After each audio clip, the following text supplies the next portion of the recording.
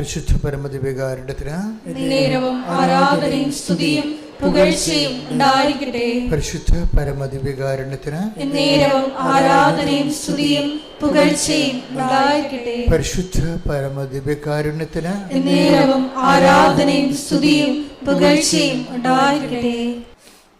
എൻ്റെ പ്രിയപ്പെട്ടവരെ,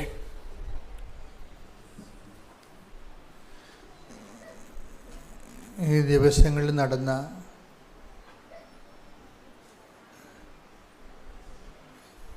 വലിയ വലിയ ഉടമ്പടി സാക്ഷ്യങ്ങൾക്കെല്ലാം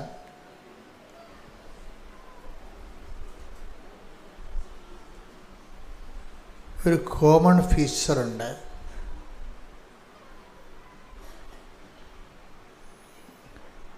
കോമൺ ഫീച്ചർ എന്ന് പറയുന്നത് പൊതുവായ ഒരു സ്വഭാവം, ലക്ഷണം.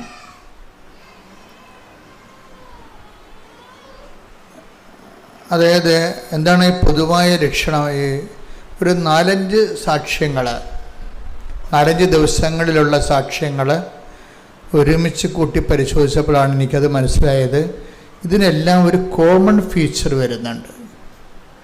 പൊതുവായിട്ട് ലക്ഷണങ്ങൾ കോമണായിട്ട് എല്ലാ സാക്ഷ്യങ്ങളിലും കോമണായിട്ട് വരുന്നത്. അപ്പോൾ നമ്മൾക്കത് ഒരു സാക്ഷ്യങ്ങളിങ്ങനെ റെക്കർ ചെയ്ത് ഒരേ സെയിം കാര്യം തന്നെ വരുന്നുണ്ടെങ്കിൽ എനിക്ക് തോന്നുന്നത് നമുക്കത് ജനറലൈസ് ചെയ്യാൻ പറ്റുമെന്നാണ് തോന്നുന്നത്. ജനറലൈസ് ചെയ്യുന്നത് വെച്ച് കഴിഞ്ഞാൽ പൊതുവായിട്ട് ആപ്ലിക്കേറ്റ് ചെയ്യാൻ പറ്റും. അതിൻ്റെ പൊതു സ്വഭാവമാണ്. അങ്ങനെ പൊതുവായിട്ട് നമുക്ക് ആപ്ലിക്കേറ്റ് ചെയ്യാൻ പറ്റുന്ന കോമൺ ഫീച്ചേഴ്സുള്ള ഒരു 3-4 സാക്ഷ്യങ്ങൾ. ആ കോമൺ ഫീച്ചർ എന്ന് പറയുന്നത് കമ്മ്യൂണിക്കേഷനാണ്. കമ്മ്യൂണിക്കേഷൻ എന്ന് പറയുമ്പോൾ ദൈവമായിട്ടുള്ള സംഭാഷണം. പ്രാർത്ഥനയുടെ സാധാരണ ആചാരവട്ട പ്രാർത്ഥനയുടെ ലെവലെല്ലാം മാറിയിട്ട് മനുഷ്യൻ ജീവിത പ്രശ്നവുമായിട്ട് നേരിട്ട് മൽപ്പിടുത്തം നടക്കുന്ന സമയത്ത് ഉണ്ടാകുന്ന സ്വാഭാവികമായ എക്സ്പ്രഷൻസ്, സ്പോണ്ടേനിയസ് എക്സ്പ്രഷൻസ്, അതിലൂടെ ഇവർ ദൈവതിരുസന്നിധിയിൽ സംവേദിക്കാൻ ഉദ്ദേശിക്കുന്ന അവരുടെ മനസ്സിൻ്റെ അവസ്ഥകൾ, അതിന് കമ്മ്യൂണിക്കേഷൻ എന്ന് ഞാൻ ഉദ്ദേശിച്ചത്. നമ്മൾ സാധാരണ ആൾക്കാരോട് സംസാരിക്കുന്ന പോലെ ദൈവത്തോട് സംസാരിക്കാൻ കഴിയുക. അത് ഈ ഉടമ്പടിയിൽ കുറച്ച് കൂടുതലാണ്. എല്ലാ മേഖലകളിലും ഉണ്ടത്. സാധാരണ വിശ്വാസി കുറച്ച് കഴിയുമ്പോൾ ദൈവത്തോട് മനസ്സുകൊണ്ടോ അല്ലെങ്കിൽ നാക്കുകൊണ്ടോ ഒക്കെ സംസാരിക്കാൻ തുടങ്ങും. ഉടമ്പടിയിലാകുമ്പോൾ ഇതിൽ കൂടുതലാണ്. കാര്യം എന്താണെന്ന് വെച്ച് കഴിഞ്ഞാൽ ഉടമ്പടിയിൽ ഉള്ളതെല്ലാം അതിൻ്റെ ഫോർമുല കറക്റ്റായിട്ട് പാലിച്ചു കഴിയുമ്പോൾ ഓട്ടോമാറ്റിക്കായിട്ട് നമ്മൾ ദൈവത്തോട് സംവദിക്കാൻ പറ്റിയ കപ്പാസിറ്റിയിൽ വളരും. ആൾ സ്നേഹത്തിൽ അങ്ങനെ വളരും. കാര്യം നമ്മൾ ചെയ്യുന്ന പ്രേക്ഷിത പ്രവർത്തനങ്ങൾ, ഉപവിപ്രവർത്തനങ്ങൾ, നമ്മൾ നടത്തുന്ന പ്രാർത്ഥനകൾ, അതൊക്കെ ഇങ്ങനെ കൂടിക്കൂടി വരുമ്പോൾ ഓട്ടോമാറ്റിക്കലായിട്ട് നമ്മുടെ സ്പിരിറ്റ് ലെവൽ കൂടും. പരിശുദ്ധാത്മാവ് ഭയങ്കര സംവേദനമാവും. നമ്മളറിയാതെ തന്നെ സംഭവിക്കുന്നതാണ്. ഇപ്പോൾ കുറേ ആൾക്കാർ മഴയൊക്കെ കൊണ്ട് പത്രം കൊടുക്കത്തില്ലേ? മഴയൊക്കെ കൊണ്ട് വെയിൽ കൊണ്ടും ഉപവസിച്ചൊക്കെയാണ് ആൾക്കാർ പത്രം കൊടുക്കുകയും വിശദീകരിക്കുകയും ചെയ്യും. മാതാവിനെക്കുറിച്ചൊക്കെ വിശദീകരിക്കുകയും ചെയ്യും. അപ്പം അങ്ങനെ കുറേ കഷ്ടപ്പാട് സഹിക്കുന്നത് കാണുമ്പോൾ, ദൈവത്തിന് വേണ്ടി ജോലി ചെയ്യുന്ന കാണുമ്പോൾ ദൈവവും ദൈവത്തിൻ്റെ ഭാഗത്തു നിന്ന് നല്ല ശരിക്കും താഴേക്ക് ഇറങ്ങി വരും. നിങ്ങൾക്ക് ധൈര്യത്തോടെ സംസാരിക്കാൻ പറ്റുന്ന രീതിയിലേക്ക് മാറും. അപ്പം നമ്മൾ അറിയാതെ തന്നെ ദൈവത്തോട് സംസാരിക്കാൻ പറ്റുന്നൊരു പുതിയ ശീലം രൂപപ്പെട്ടു വരും. നിങ്ങൾക്കത് അറിയാമോയെന്നറിയത്തില്ല. പലർക്കും ഇപ്പോൾ ഈ ശീലമുണ്ട്. പലരും ദൈവത്തോട് സംസാരിക്കുന്നുണ്ട്. അങ്ങനെ ആ ലെവൽ വന്നു കഴിഞ്ഞാൽ അത് നമ്മൾ സംസാരിക്കാൻ വേണ്ടി സംസാരിക്കണമല്ല, ഈ കുറേ നാളിങ്ങനെ സുവിശേഷ വേലയൊക്കെ ചെയ്ത് വന്നപ്പോഴും ദൈവത്തിന് വേണ്ടി വിഭവ പ്രവർത്തനങ്ങളൊക്കെ ചെയ്തു വന്നപ്പോഴും വചനം പാലിച്ച് ജീവിച്ചപ്പോഴേ അവൻ പറയുന്ന പോലെ തന്നെ ചെയ്തുകൊണ്ട് ജീവിച്ചു വന്നപ്പോൾ ഓട്ടോമാറ്റിക്കായിട്ട് നമ്മുടെ മനസ്സിൽ രൂപപ്പെട്ട് വന്നതാണ് ഈ സംഭാഷണ ശൈലി. നമ്മൾക്ക് ഇൻറ്റിമസി, അത് സംഭാഷണം എങ്ങനെ വരണതാണത്? ദൈവമായിട്ട് നമ്മളെ ഇൻറ്റിമസിയിലേക്ക് നമ്മളെ വളർത്തുന്നു എന്നതിൻ്റെ സൂചനയാണത്. നമുക്ക് ദൈവത്തോട് സംസാരിക്കാൻ തുടങ്ങുമ്പോൾ അതിൻ്റെ അർത്ഥം എന്തുകൊണ്ട് അങ്ങനെ സംസാരിക്കാൻ പറ്റണത്, നമ്മൾ ദൈവമായിട്ട് ഒരു ആത്മബന്ധം, ഇൻറ്റിമസി വെച്ചാൽ ആത്മബന്ധമായി. കാര്യം എന്താണ്? അവന് വേണ്ടിയാണ് നമ്മൾ പരീക്ഷ പ്രവർത്തനം ചെയ്യണത്. ദൈവത്തിൻ്റെ സ്നേഹത്തെ പ്രതിയാണ് നമ്മൾ ഉപപ്രവർത്തനങ്ങൾ ചെയ്യണത്. ദൈവത്തിൻ്റെ സ്നേഹത്തെ പ്രതിയാണ് നമ്മൾ വിശുദ്ധിയോടെ ജീവിക്കണത്. അപ്പോൾ ഇങ്ങനെയൊക്കെ വരുമ്പോൾ നമ്മൾ ദൈവമായിട്ടൊരു ഇൻറ്റിമസി ആയി കഴിയുമ്പോഴാണ് സംഭാഷണങ്ങൾ, ഇൻറ്റിമസി ആയിട്ടുള്ള ആൾക്കാർക്ക് അവർ സംഭാഷണങ്ങൾ വരും. അപ്പോൾ കഴിഞ്ഞ ദിവസങ്ങളിൽ ഡേവിസ് എന്നും പറഞ്ഞൊരു ചേട്ടൻ്റെ സാക്ഷിയാണ്. ഡേവിസ് ചേട്ടൻ്റെ സാക്ഷി എന്ന് പറയുന്നത്, ഡേവിസ് ചേട്ടൻ്റെ വൈഫിന്, തൃശ്ശൂരാണ്, ഡേവിസ് ചേട്ടൻ്റെ വൈഫിന് ക്യാൻസറാണ്, 3rd സ്റ്റേജാണ്. സാക്ഷി കിട്ടിയിട്ടുണ്ട്, ഞാൻ നിങ്ങൾക്ക് നോക്കിയാൽ മനസ്സിലാവും. ഞാനീ പറയുന്ന സാക്ഷിനൊക്കെ നിങ്ങൾ ഒന്നുകൂടി നോക്കണം കേട്ടോ. ഞാൻ പറയുന്ന ആംഗിളിൽ നോക്കണം, അത് വേറൊരു കാഴ്ചയാണ്. അപ്പോൾ ഡേവിസ് ചേട്ടന് ബയോപ്സിയൊക്കെ എടുത്തു. ക്യാൻസറിൻ്റെ ഒത്തിരിയേറെ ശ്വാസകോശത്തിൽ ക്യാൻസറാണ്. അപ്പോൾ ഇനി ട്രീറ്റ്മെൻറ്റിന് ചെല്ലണം. ട്രീറ്റ്മെൻറ്റിന് ചെല്ലണത് മുമ്പ് അവർ പറഞ്ഞ് വീട്ടിലോട്ട് വിട്ടിരിക്കുകയാണ്, പാകപ്പെട്ടിട്ട് വരാൻ വേണ്ടി. അപ്പോൾ വൈഫ് ഡേവിസിനോട് പറഞ്ഞത്, ഞാൻ ഉടമ്പടി എടുത്തതാണല്ല, നമുക്ക് പുതുക്കിയിട്ട് അമ്മനെ ചെന്ന് കണ്ട് കാര്യവും പറഞ്ഞ് പോകാമെന്ന് പറഞ്ഞു. അപ്പം അവർ പറഞ്ഞത്, അമ്മയെ ചെന്ന് കണ്ടിട്ട് ഞാനിങ്ങനെ ട്രീറ്റ്മെൻറ്റിന് പോവുകയാണെന്നുള്ളത് പറഞ്ഞിട്ട് പോകാമെന്ന് പറയും. അപ്പോൾ നമുക്ക് ഉണ്ടാകുന്നൊരു ഗുണം അതാണ്. പറഞ്ഞിട്ട് പോവുക എന്ന് പറഞ്ഞാൽ നമ്മളെ സംബന്ധിച്ചിടത്തോളം വലിയൊരു ആശ്വാസമാണ്, വലിയ ആശ്വാസമാണ്. കാര്യം സാധാരണ മനുഷ്യന്മാരോട് പറഞ്ഞ പോലെ അല്ലല്ലോ. അപ്പം അതുകൊണ്ട് പറഞ്ഞിട്ട് പോരാം. പക്ഷേ ഡേവിസേട്ടൻ പറയണത്, നിന്നെ എങ്ങനെ കൊണ്ടുപോകും? കാര്യം ശ്വാസം കിട്ടണില്ല, ശരിക്കും ആളിന് നിൽക്കാൻ പറ്റണില്ല, പിന്നെ ഇങ്ങനെ നടക്കണത്, ആളിന് നിൽക്കാൻ പറ്റണില്ല, പിന്നെ ഇങ്ങനെ നടക്കണത്. അപ്പം എങ്കിലും ആ മനുഷ്യൻ ഒരു നല്ല മനുഷ്യനാണ് കേട്ടോ. അയാൾ പറഞ്ഞ് ശരി ഞാൻ കൊണ്ടുപോകാമെന്ന് പറഞ്ഞ്. അപ്പോൾ അയാൾ പറയണത്, ഞാനിവിടെ ഒരു കണക്കിന് ആളെ താങ്ങിപ്പിടിച്ച് ഇവിടെ ബസ്സിലാണെങ്കിൽ ഇവിടെ കൊണ്ടുവന്ന് അപ്പുറത്തിറക്കി കഴിഞ്ഞപ്പോൾ ഒരു ചുവട് വിളക്ക് ഇങ്ങോട്ട് വരാൻ പറ്റണില്ല. അവിടെ തളർന്നിരിക്കണ അവസ്ഥയായി, പറ്റണില്ല, അത്രയും ആപത്ത് പോയി. അപ്പോൾ ആ മനുഷ്യൻ എന്ത് ചെയ്തു? അമ്മയുടെ മുമ്പിൽ വന്നല്ലോ എന്ന് പറഞ്ഞാൽ എടുത്ത് എന്നതുപോലെ ഈ മനുഷ്യൻ വിയർത്തൊലിച്ച് ആളെ കൊണ്ടുവന്ന് ഇവിടെ അമ്മയുടെ മുമ്പിൽ നിർത്തിയിട്ട് അമ്മയോട് ചോദിക്കുമോ, ഞങ്ങളുടെ അവസ്ഥ കണ്ട എന്ന് ചോദിക്കൂ. അതാണ് ഇൻറ്റിമസി എന്ന് പറയുന്നത്. അതാണ് ഇൻറ്റിമസി എന്ന് പറയുന്നത്. ഞങ്ങളുടെ അവസ്ഥ കണ്ട എന്ന് പറയുമ്പോൾ ഈ മനുഷ്യൻ കരഞ്ഞു പോകും. ആത്മാർത്ഥതയോടെ അദ്ദേഹം വന്ന് മാതാവിൻ്റെ അടുത്ത് നിൽക്കുകയാണ്. അപ്പോഴേ ഇനി എന്താ സംഭവിച്ചു കഴിഞ്ഞാൽ, ഇത് പറഞ്ഞിട്ട് ഇദ്ദേഹം പുതുക്കാൻ വേണ്ടി ഇവിടെ ആളെ കൊണ്ട് മാതാവിനെ കൊണ്ടൊന്ന് കാണിച്ച് വരവേൽപ്പിച്ചിട്ട് ഇദ്ദേഹം പുതുക്കാൻ വേണ്ടി പോകും. പുതുക്കാൻ പോകുമ്പോൾ നിങ്ങൾക്കറിയാമല്ലോ, ഒരു നില കയറേണ്ടി വരും പുതുക്കാൻ വേണ്ടി. അപ്പോൾ ഈ ആളെ കൊണ്ട് മുകളിലോട്ട് കയറാൻ പാടാണ്. എങ്കിലും ആ മനുഷ്യൻ പരാതികളൊന്നും പറയാതെ ഈ ആളെ പേഷ്യൻറ്റിനെ എടുത്തുന്ന രീതിയിൽ പുതുക്കണ നിലയിൽ ചെല്ലും. പുതുക്കണ നിലയിൽ ചെല്ലുമ്പോൾ തന്നെ എന്താണ് ചോദിച്ചു പോയിരിക്കുന്നത്? ഞങ്ങളുടെ അവസ്ഥ കണ്ട എന്നാ ചോദിച്ചത്. അതാണ് ഇത്ര ചോദിച്ചുള്ളൂ, വേറെ ചോദിച്ചില്ല. പുതുക്കണ സ്ഥലത്ത് ചെന്നപ്പോൾ തന്നെ സുഗന്ധാഭിഷേകം അടിക്കാൻ തുടങ്ങി. ദേവസ്യേട്ടൻ പറയണത്, ഞാൻ പിന്നെ പുതുക്കി ഞങ്ങൾ ഇവിടുന്ന് വീട്ടിൽ വരെ ഞങ്ങളത് ഫോളോ ചെയ്യുന്നുണ്ടാവും, സുഗന്ധാഭിഷേകം ഫോളോ ചെയ്യാൻ.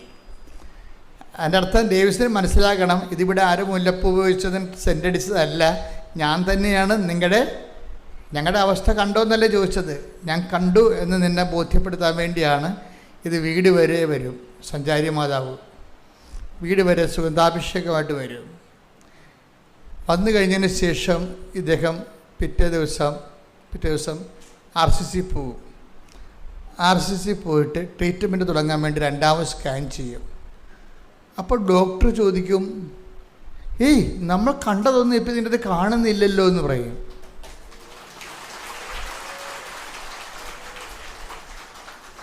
അപ്പോൾ ഡേവിസ്യറിനോട് അവർ ചോദിക്കുക, നിങ്ങൾ എന്ത് ചെയ്തു? ഞങ്ങൾ കൃപാസന അമ്മയെ കാണാൻ പോയി. അതാണ് സംഭവം. ഞങ്ങളുടെ അവസ്ഥ കണ്ടോന്ന് ചോദിച്ചില്ലേ, അത്രേ ഉള്ളൂ. ഓപ്പറേഷനില്ല, മരുന്നില്ല, അമ്മയെ ഒന്ന് കണ്ടതാണ്. ആ ഇൻറ്റിമസിയാണ് ആ സംഭവം. നമ്മളെപ്പോഴും നമ്മൾ ശ്രദ്ധിക്കണം, എവിടെയാണ് നമ്മൾ വരണത്, എന്താണെന്നുള്ളത് ഇതുപോലെ നേരിട്ട് പറയാൻ കഴിയണം. കമ്മ്യൂണിക്കേഷൻ ലെവൽ ഡെവലപ്പ് ചെയ്ത് വരണം. കമ്മ്യൂണിക്കേഷൻ ലെവൽ പ്രാർത്ഥിച്ചേ, കർത്താവായ ദൈവമേ, ഞങ്ങളുടെ ഉടമ്പടി ജീവിതം ദൈവത്തിന് ബോധ്യമാകാൻ വേണ്ടി മാത്രം ഞങ്ങളെ വിശ്വാസത്തിലും ദൈവസ്നേഹത്തിലും വളർത്തണമേ. ഞങ്ങളെ വിശ്വാസത്തിലും ദൈവസ്നേഹത്തിലും വളർത്തണമേ. ശ്രദ്ധിക്കട്ടെ. ഹല്ലേലൂയ, ഹല്ലേലൂയ, ഹല്ലേലൂയ, ആരാധന, ആരാധന. Hallelujah, hallelujah. യേശുവേ, ഞങ്ങളുടെ വിശ്വാസം വർദ്ധിപ്പിക്കണമേ, ദൈവസ്നേഹം വർദ്ധിപ്പിക്കണമേ.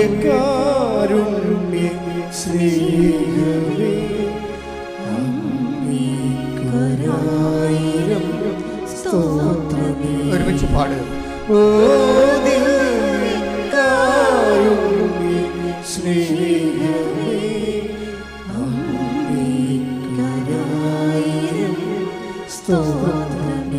പരിശുദ്ധ പരമദിവ്യകാരുണ്യത്തിന് നേരവും ആരാധനയും സ്തുതിയും പുകഴ്ചയും ഉണ്ടായിരിക്കട്ടെ. പരിശുദ്ധ പരമദിവ്യകാരുണ്യത്തിന് നേരവും ആരാധനയും സ്തുതിയും പുകഴ്ചയും ദിവ്യകാരുണ്യ സ്നേഹമേ,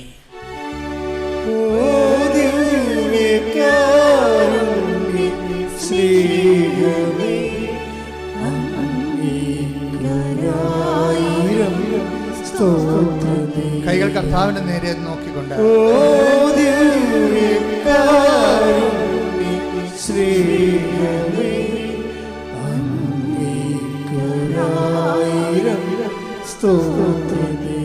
പരിശുദ്ധ പരമദിവ്യകാരുണ്യത്തിന് ആരാധനയും സ്തുതിയും പുകഴ്ചയും ഉണ്ടായിരിക്കട്ടെ.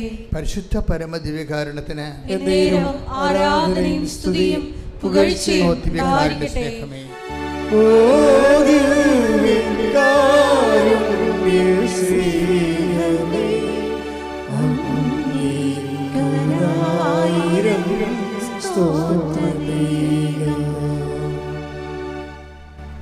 എപ്പോഴും വരെ രണ്ടാമതൊരു സാക്ഷ്യമുള്ളത് കമ്മ്യൂണിക്കേഷൻ ലെവലിലെ സാക്ഷ്യങ്ങളൊക്കെയാണ്.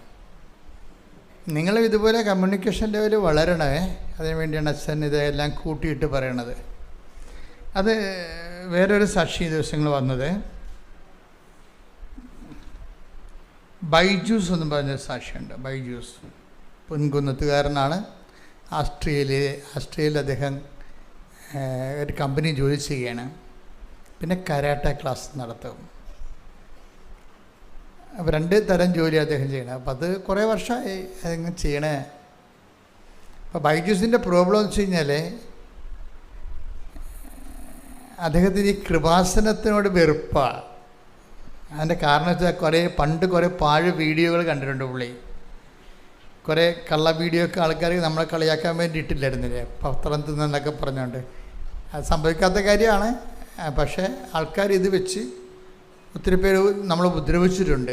അപ്പോൾ അത് സത്യമാണെന്ന് വിശ്വസിച്ച ഒരാളാണ് ബൈജൂസ്. ബൈജൂസ് സത്യമാണെന്ന് വിശ്വസിക്കാൻ കാരണമുണ്ട്. അയാളൊരു പക്ക കാത്തലിക്കാണ്. എന്നുവെച്ച് കഴിഞ്ഞാൽ കൃത്യമായ രീതിയിൽ കത്തോലിക്ക ജീവിതം ജീവിക്കുന്ന ആളാണ്. അപ്പോൾ അദ്ദേഹം നമ്മളെക്കുറിച്ച് കേട്ടപ്പോഴിങ്ങനെ ഇത് അന്ധവിശ്വാസം പ്രചരിപ്പിക്കണ പോലെ അദ്ദേഹത്തിന് തോന്നി. നാട്ടുകാർ അങ്ങനെയല്ലേ നമ്മളെക്കുറിച്ച് ആരോപിച്ചിരിക്കണത്. അല്ലെങ്കിൽ ഈ കാലങ്ങളിൽ, കഴിഞ്ഞ ദിവസങ്ങളിൽ ഒരു മനുഷ്യനെ ഇന്ത്യൻ ആർമി പിടിച്ചുകൊണ്ട് പോയി, ഒരു യൂട്യൂബറിനെ. അയാൾ കഴിഞ്ഞ മാസം വരെ പറഞ്ഞുകൊണ്ടിരുന്നത് എന്താണ്? കൃപാസനത്തിൽ പത്രത്തിൽ ഇരുന്നാൽ സുഖപ്പെടുമെന്ന് ഞാൻ പറഞ്ഞെന്നാണ്. ഞാൻ പ്രതികരിക്കാനൊന്നും പോയില്ല. പ്രതികരിക്കേണ്ട ആൾ മുകളിൽ നിന്ന് പ്രതികരിച്ച ആളിപ്പകത്താവും. അപ്പം ഇങ്ങനെ കുറേ തരത്തിലുള്ള തെറ്റിദ്ധാരണകളൊക്കെ സമൂഹത്തിൽ പിശാച് ചെയ്തു വെച്ചിട്ടുണ്ട്. അപ്പം അതിൻ്റെ ഒരു ഇരയാണ് ഈ ബൈജൂസ്. എൻ്റെ ഇര ഈ മനുഷ്യൻ്റെ ഉള്ളിൽ നിന്ന് നമുക്കറിയാമല്ലോ, വിശ്വാസം എടുത്തു കളയാൻ വേണ്ടി എപ്പോഴും ശത്രു പണികൾ ചെയ്തുകൊണ്ടിരിക്കും അല്ലേ? പ്രഭു നല്ല വിത്തല്ലേ നീ വിതച്ചത്, പിന്നെ കളകൾ എങ്ങനെ? മത്തായി 13:27-28 തിരുവചനങ്ങൾ. മത്തായിയുടെ സുവിശേഷം 13-ാം അധ്യായം 27-28 വാക്യങ്ങൾ. വേലക്കാർ ചെന്ന് വീട്ടുടമസ്ഥനോട് ചോദിച്ചു, യജമാനനെ, നീ വയലിൽ നല്ല വിത്തല്ലേ വിതച്ചത്? പിന്നെ കളകളുണ്ടായത് എവിടെ നിന്ന്?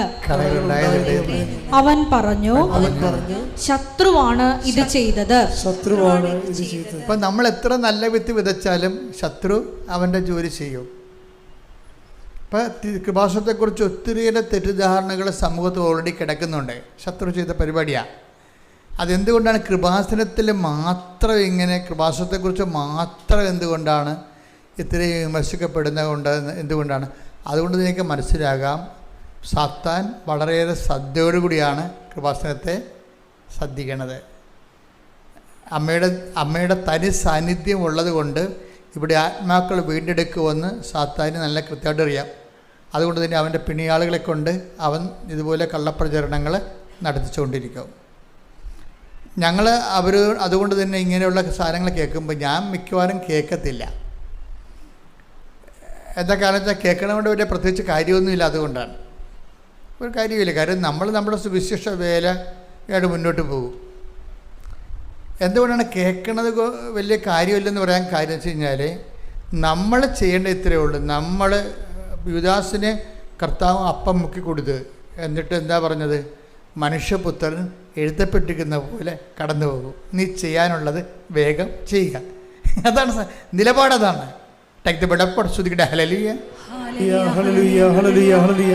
യോഹന്നാൻ 13:27. അപ്പക്കഷ്ണം സ്വീകരിച്ചതിനെ തുടർന്ന് സാത്താൻ അവനിൽ പ്രവേശിച്ചു. യേശു അവനോട് പറഞ്ഞു, നീ ചെയ്യാനിരിക്കുന്നത് വേഗം ചെയ്യുക. ആരോടാ പറഞ്ഞത്? യുവദാസനോടല്ല.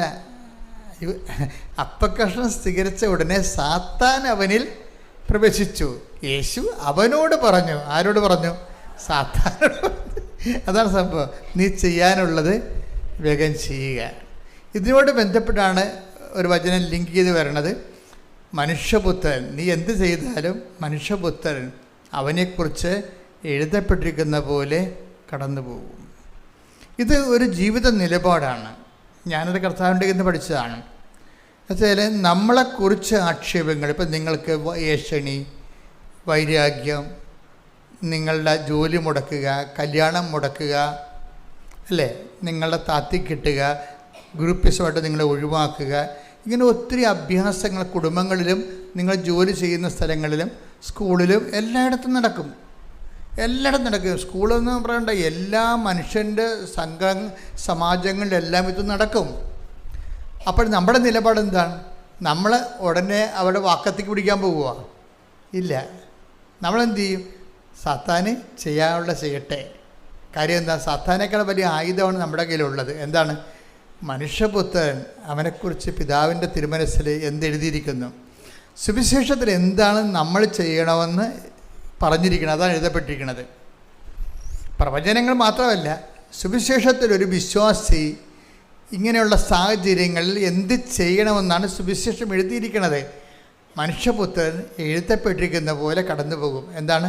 ശത്രുക്കളെ വേണ്ടി പ്രാർത്ഥിക്കുവാൻ, ദ്രോഹിക്കുന്നവരെ ആശീർവദിക്കുവാൻ, ആശീർവദിക്കുക മാത്രമേ ചെയ്യാവൂ. Take the word of God. ശ്രദ്ധിക്കട്ടെ. Hallelujah hallelujah hallelujah hallelujah hallelujah hallelujah. ലൂക്ക 6:27. ലൂക്ക 6:27. എന്റെ വാക്ക് ശ്രവിക്കുന്ന നിങ്ങളോട് ഞാൻ പറയുന്നു, ശത്രുക്കളെ സ്നേഹിക്കുവിൻ, നിങ്ങളെ ദ്വേഷിക്കുന്നവർക്ക് നന്മ ചെയ്യുവിൻ,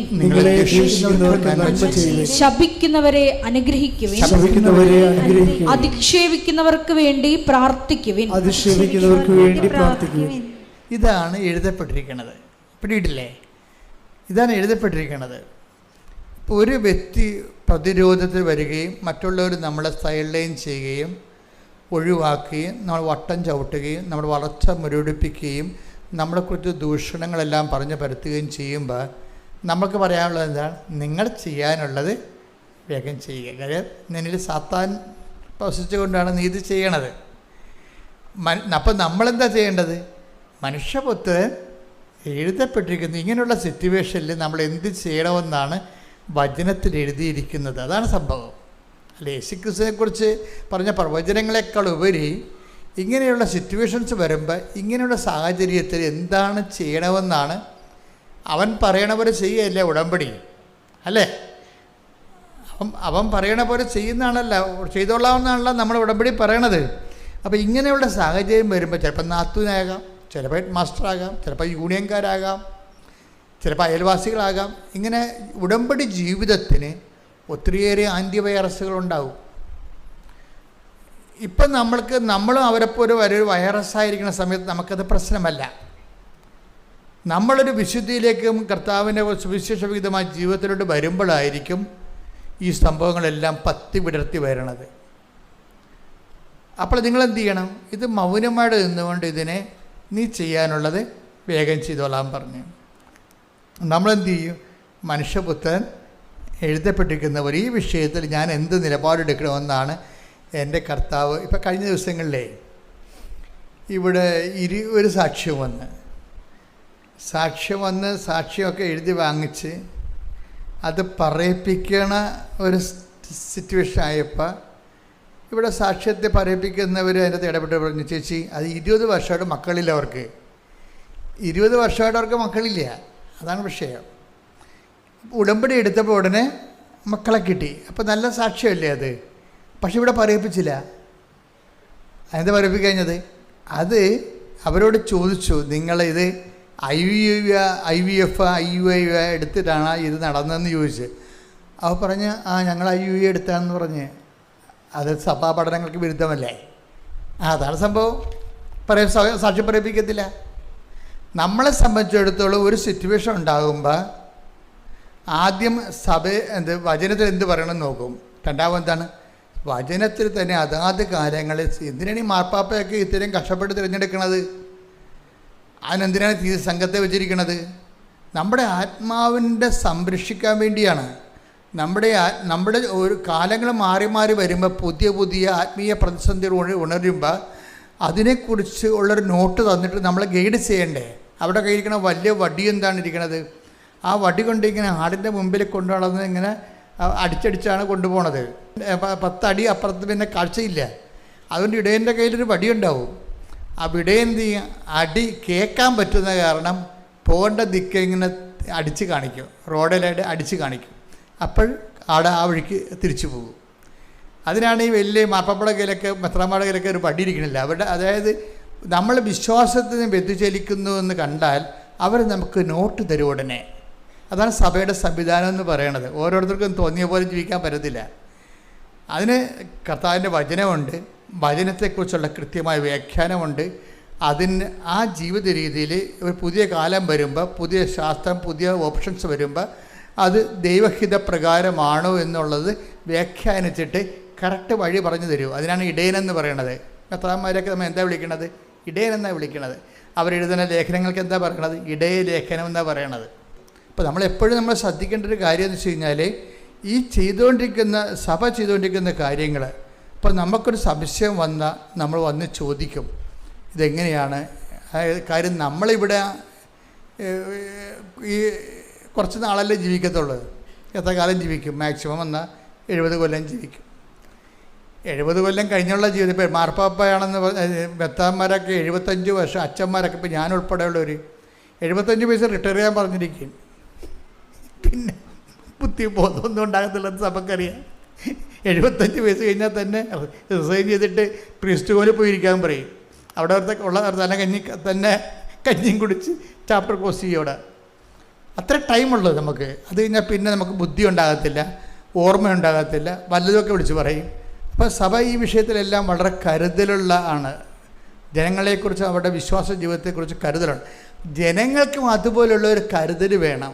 എന്താ കരുതൽ വേണ്ടത്? അതായത് നമ്മൾ ചെയ്യുന്ന കാര്യങ്ങൾ അവൻ പറഞ്ഞ പോലെ തന്നെയാണോ? മനസ്സിലായി? അതാണ് നമ്മുടെ ജീവിതം എന്ന് പറഞ്ഞാൽ നിങ്ങൾ ഉടമ്പടി എടുത്താലും എടുത്തില്ലെങ്കിലും ഓപ്ഷൻ ഉടമ്പടിയേ ഉള്ളേ. മനസ്സിലായില്ലേ? ഉടമ്പടി എടുത്താലും എടുത്തില്ലെങ്കിലും നമ്മുടെ തിരഞ്ഞെടുപ്പ് എന്താണ്? ജീവിത ഉടമ്പടിയാണ്. ദൈവത്തോട് പറഞ്ഞിരിക്കുന്ന പോലെ തന്നെ ദൈവം നമ്മൾ പറഞ്ഞിരിക്കുന്ന പോലെ തന്നെ ചെയ്യുകയാണ് ജീവിതം. അങ്ങനെയുള്ളവർ എന്താണ് ഉദ്ദേശിക്കുന്നത്? അവരിവിടെ ഉള്ള വിജയമോ അത് തന്നെ ഇവിടെയുള്ള മൽപ്പിടുത്തമോ അതിൻ്റെ അകത്തുള്ള ജയമോ ഒന്നും അല്ല ഉദ്ദേശിക്കുന്നത്. എന്താണ്? നിത്യതയാണ് ഉദ്ദേശിക്കുന്നത്. അതാണ് ഉടമ്പടിയുടെ യഥാർത്ഥ ഉടമ്പടിയിൽ നമുക്ക് വരുന്നൊരു ഗുണമെന്ന് പറയുന്നത്. നിത്യത എപ്പോഴും ഇപ്പം ഞാൻ എന്തുകൊണ്ടാണ് ഇവിടെ നിൽക്കണത്? എന്തുകൊണ്ടാണ് നമുക്ക് ഉടമ്പടി കിട്ടിയത്?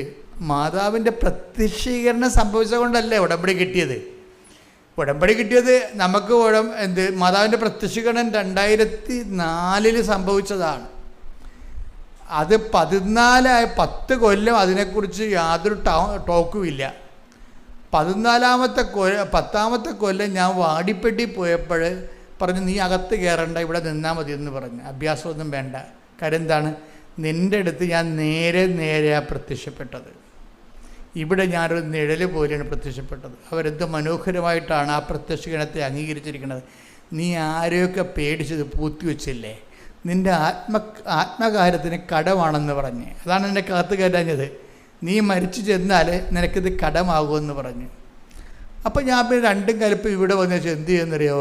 ഒരു തൂണെടുത്ത് വെച്ചിട്ട് ആദ്യം അമ്മ മാതാവ് പ്രത്യക്ഷപ്പെട്ട സ്ഥലത്ത് ലൂർദ് മാതാവിനെ പ്രതിഷ്ഠിച്ചു. അതാണ് ആ മാതാവ്. ആദ്യം പ്രതിഷ്ഠിച്ച മാതാവ് അവിടെ ഇരിക്കണത്. ഇവിടെ പുതുക്കുന്ന സ്ഥലത്തിരിക്കണില്ലേ? അതാ മാതാവാണ്. മാതാവിനെ പ്രതിഷ്ഠിച്ചിട്ട് ഒരു പ്രാർത്ഥനയും തുടങ്ങി. അമ്മയുടെ പ്രത്യക്ഷീകരണത്തിൻ്റെ ദശവത്സര പ്രാർത്ഥനയിൽ അമ്മ ആഗ്രഹിക്കുന്നൊരു കൃപാവര പദ്ധതി കൃപാസനത്തിലും ഞങ്ങളുടെ കുടുംബത്തിലും നിറവേറാൻ ഇടയാക്കണം. ജനങ്ങൾക്ക് ചീട്ടടിച്ചു കൊടുത്ത് കൊച്ചു പ്രാർത്ഥന അടിച്ചു കൊടുത്തിട്ട് അമ്മയുടെ പ്രത്യക്ഷീകരണത്തിൻ്റെ ഭാഗമായി അമ്മ ആഗ്രഹിക്കുന്ന ഒരു കൃപാവര പദ്ധതി കൃപാസനത്തിലും ഞങ്ങളുടെ കുടുംബത്തിലും നിറവേറാൻ ഇടയാക്കണമേ. എന്നിട്ട് ഇവിടെ ഉള്ളവർക്കെല്ലാം കൊടുത്തിട്ട് അവസാനം ഞാനിവിടെ ജോസി എന്ന് പറഞ്ഞൊരു സഹോദരനുണ്ട് ഇവിടെ. ഇപ്പോഴും എൻ്റെ കൂടെ ഉണ്ട്. ഞാൻ ജോസി പറഞ്ഞപ്പോൾ, ജോസി ഇതിൻ്റെ ഒരു 10,000 കോപ്പി അടിക്കണം, മല ഇറങ്ങി വരുന്ന എല്ലാവർക്കും കൊടുക്കണമെന്ന് പറഞ്ഞു. മലയാറ്റൂർ മല കയറാൻ പോണില്ലേ, അതിൻ്റെ ചവിട്ടിപ്പോയി നിന്നിട്ട് ഇറങ്ങി വരുന്ന അണ്ണന്മാർക്കെല്ലാം കൊടുക്കണം. മാതാവിൻ്റെ പ്രത്യക്ഷീകരണത്തിന് വേണ്ടി പ്രാർത്ഥിക്കാൻ, അതിൻ്റെ സ്ഥിരീകരണത്തിന് വേണ്ടി പ്രാർത്ഥിക്കാൻ. അപ്പോൾ ഈ ഒരു ബോധം ഇങ്ങനെ 6 മാസം കഴിഞ്ഞപ്പോഴാണ് അമ്മ ഉടമ്പടി പ്രാർത്ഥന തരണത്. അതാണ് അമ്മ ആഗ്രഹിക്കുന്ന കൃപാവര പദ്ധതി എന്ന് പറയുന്നത്. അമ്മ ചോദിച്ചത് എന്താ?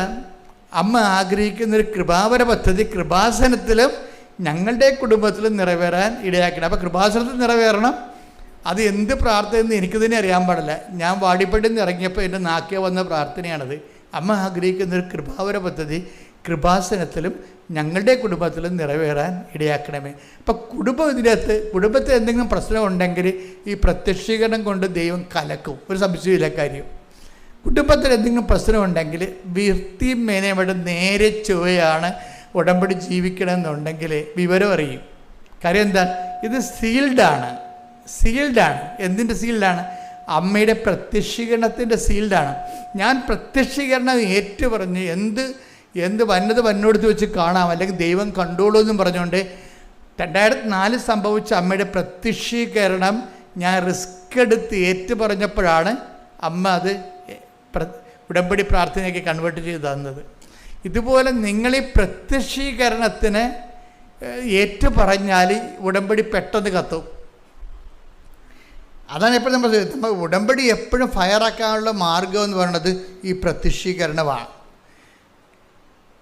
അതായത് ഇപ്പം ഞാനിപ്പോൾ വൈസിനും അതുപോലെ തന്നെ സിസ്റ്റേഴ്സൊക്കെ ഇവിടെ വന്ന് സാക്ഷ്യം പറയുന്നുണ്ട്, വിശദീകരിക്കുന്നുണ്ട്. ഇപ്പം ഞങ്ങളെന്താ ചെയ്യണമെന്ന് വെച്ച് കഴിഞ്ഞാൽ, ഞങ്ങൾ നിങ്ങളുടെ സാക്ഷ്യം എടുത്തിട്ട് അത് പ്രത്യക്ഷീകരണത്തിൻ്റെ എക്സ്പ്രഷൻസ് എന്തുമാത്രം അതിൻ്റെ തൊണ്ടെന്ന് നോക്കിയിട്ട് അതനുസരിച്ചാണ് സാക്ഷ്യം വ്യാഖ്യാനിച്ച് തരണത്. അതെല്ലാം ഓരോ സാക്ഷ്യവും പ്രത്യക്ഷീകരണത്തിൻ്റെ തെളിവുകളാണ്.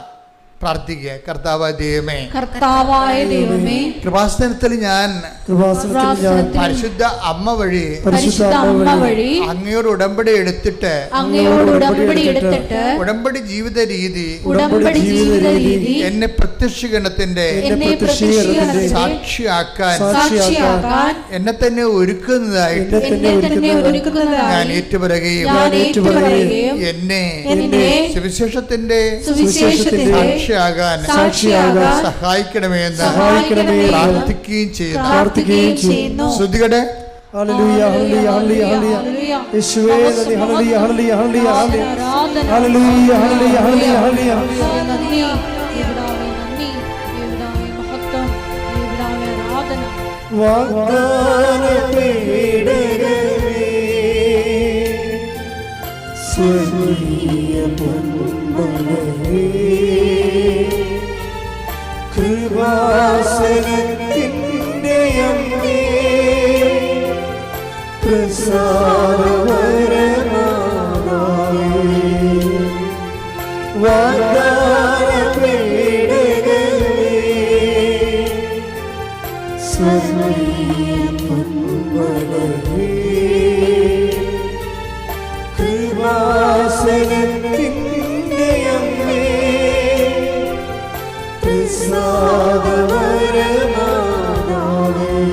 പരിശുദ്ധ പരമദിവ്യകാരുണ്യത്തിന് ആരാധനയും സ്തുതിയും പുകഴ്ചയും ഉണ്ടായിരിക്കട്ടെ. പരിശുദ്ധ പരമദിവ്യകാരുണ്യത്തിന് ആരാധനയും സ്തുതിയും പുകഴ്ചയും ഉണ്ടായിരിക്കട്ടെ. അപ്പം നമ്മൾ ഇനി ബൈജൂസിലേക്ക് തിരിച്ചു വരികയാണ്. അപ്പം ഈ ബൈജൂസിൻ്റെ പ്രോബ്ലം എന്താ വെച്ച് കഴിഞ്ഞാൽ, അദ്ദേഹത്തിന് ഇതുപോലെ സാത്താൻ വിതച്ച കുറേ കളകൾ വളർന്നിട്ട് കൃപാസനത്തോട് വെറുപ്പാണ്.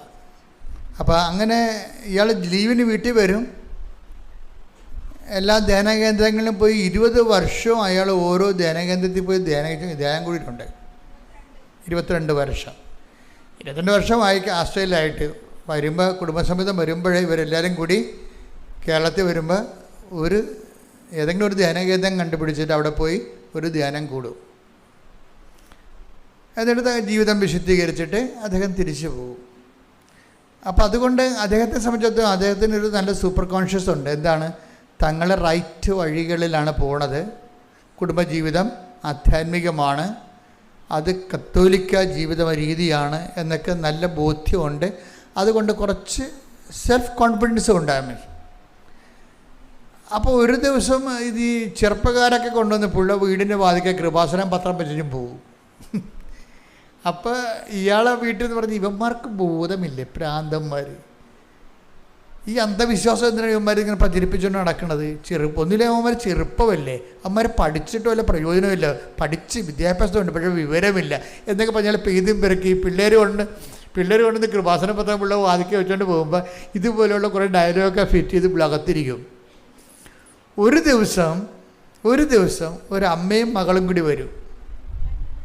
ഒരമ്മയും മകളും കൂടി വന്നിട്ട് ഈ ചേട്ടനൊക്കെ ഭവിച്ചേട്ടനെ കാണും, ലീവിന് വന്നപ്പോൾ കാണും. പിന്നെ ഞങ്ങളെ കൃപാസനം മാതാവിനെക്കുറിച്ച് പറയാൻ വേണ്ടി വന്നതാണ്. ഇയാളുടെ വീട്ടിൽ കയറുന്നുണ്ടേ, ഇവരെ കാര്യമൊന്നുമില്ല.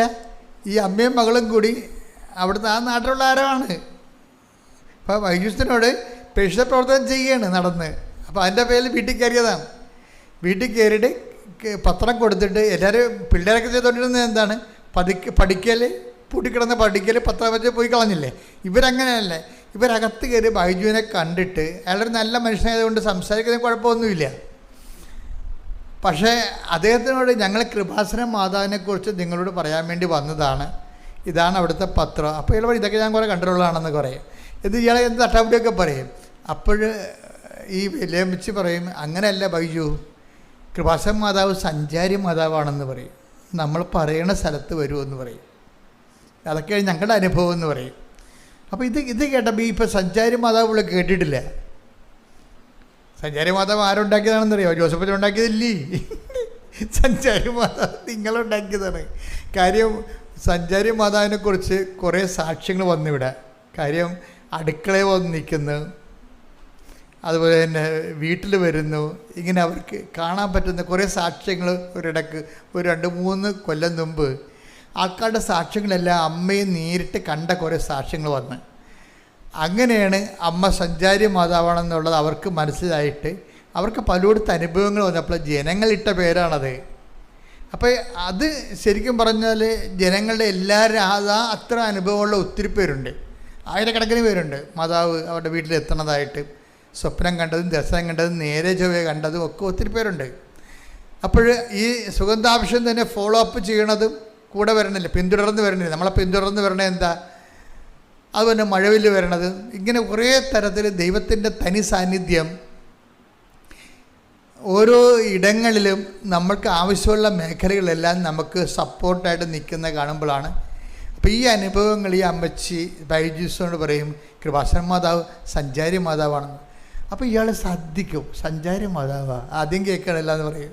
ആദ്യം കേൾക്കണം അദ്ദേഹം ഇങ്ങനെ സഞ്ചാരി മാതാവിനെക്കുറിച്ച്. അപ്പോൾ എന്തൊക്കെ അവരോട് നല്ല വാക്ക് പറഞ്ഞ് വിട്ടെങ്കിലും ഈ സഞ്ചാരി മാതാവ് പുള്ളിക്ക് ക്ലിക്കായി.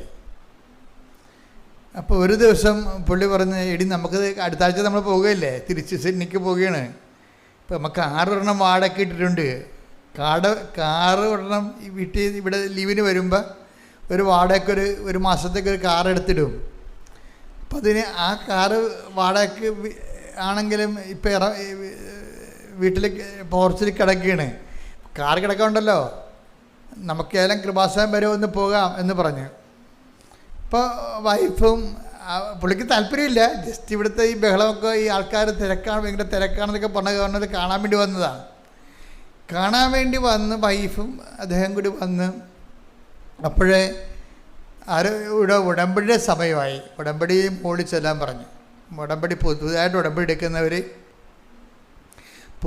എടുക്കുന്നവർ മുകളിലോട്ട് ചെല്ലാൻ പറഞ്ഞു, 2ാമത്തെ നിലയിൽ ചെല്ലാൻ പറഞ്ഞു. അപ്പോൾ പുള്ളിക്കാരൻ ടോക്കണൊന്നും എടുക്കാതെ ഈ എന്താണ് ഉടമ്പടി എന്ന് കേൾക്കാൻ വേണ്ടി, പുള്ളിക്ക് ഉടമ്പടി എടുക്കാൻ ഉദ്ദേശമില്ല, എന്താ മുകളിൽ നടക്കണമെന്ന് അറിയാമല്ലോ എന്ന് പറഞ്ഞ് മുകളിൽ ചെന്നപ്പോൾ അവിടെ അനൗൺസ്മെൻ്റ് ടോക്കൺ ഇല്ലാത്തവർ ടോക്കൺ എടുത്തുകൊണ്ട് വരാൻ പറഞ്ഞു. അപ്പോൾ ബൈജുവിന് ടോക്കണില്ല. പുള്ളിക്കാരൻ ഇറങ്ങി പോകാൻ നേരത്ത് അവിടെ നിൽക്കുന്ന ആൾ പറഞ്ഞ് എന്താ ചേട്ടാ പോണത്? അല്ല ഞാനിപ്പോൾ ഉടമ്പടി എടുക്കാൻ വന്നതല്ല, ടോക്കൺ എടുത്തിട്ടില്ല. അപ്പോൾ ചേട്ടൻ അവിടെ ഇരിക്കും, ഞാൻ ടോക്കൺ എടുത്ത് വരാമെന്ന് പറഞ്ഞു. അങ്ങനെ പുള്ളി കെട്ടിലായി പോയി. അവിടെ നിന്ന് പ്രേക്ഷിതം പറഞ്ഞ് ചേട്ടൻ ഇറങ്ങി പോകണ്ട, അത് ദൈവം സംരക്ഷിക്കണ്ട ഒരു തരത്തിൽ. അദ്ദേഹം ടോക്കൺ എടുക്കാതെയാണ് കയറിയതെങ്കിലും മാതാവ് അദ്ദേഹം താഴേക്ക് ഇറങ്ങിപ്പോയാൽ പിശാച് പിടിച്ചുകൊണ്ട് പോകും. അതുകൊണ്ട് അയാൾ അവിടെ ഇരുത്തിയിട്ട് അവിടെ നിന്ന് ചാർജിലുണ്ടായിരുന്ന ആൾ താഴെ വന്ന് അദ്ദേഹത്തിൻ്റെ ടോക്കൺ എടുത്ത് ഇവിടെ കൊടുക്കും. ടോക്കൺ എടുത്തപ്പോൾ പിന്നെയും ബൈജുവിന് പ്രശ്നമായി, ഇതെന്താണ് എഴുതേണ്ടതെന്ന് അറിയത്തില്ല. പ്രത്യേകിച്ച് കാര്യമൊന്നുമില്ല, പുള്ളി മര്യാദയ്ക്ക് ജീവിക്കുന്ന ഒരാളാണ്, അത്യാവശ്യം ജീവിക്കാനുള്ള മാർഗമുണ്ട്, ജോലിയുണ്ട്, ഒന്നും എഴുതാനൊന്നും ഇല്ല. അപ്പോൾ എൻ്റെ ടോക്കിൽ ഞാൻ പറഞ്ഞു നിങ്ങൾ ആദ്യം എഴുതേണ്ടത് പരിശുദ്ധാത്മാവ് നിറയാനാണെന്ന് എൻ്റെ ടോക്കിൽ പറഞ്ഞു.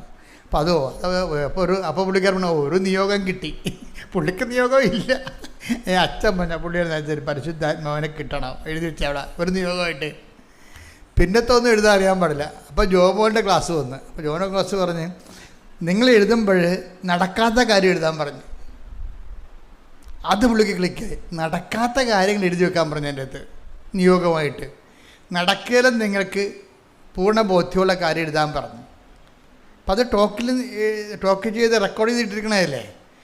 പുള്ളി അപ്പോൾ വിചാരിച്ച പുള്ളിക്ക് നടക്കാത്തൊരു കാര്യമുണ്ട് എന്ന് വെച്ച് കഴിഞ്ഞാൽ പുള്ളിയുടെ ഈ മുട്ടിന് എന്തോ ഈ ലിഗമെൻ്റ് പോയാൽ എന്തോ സംഭവം,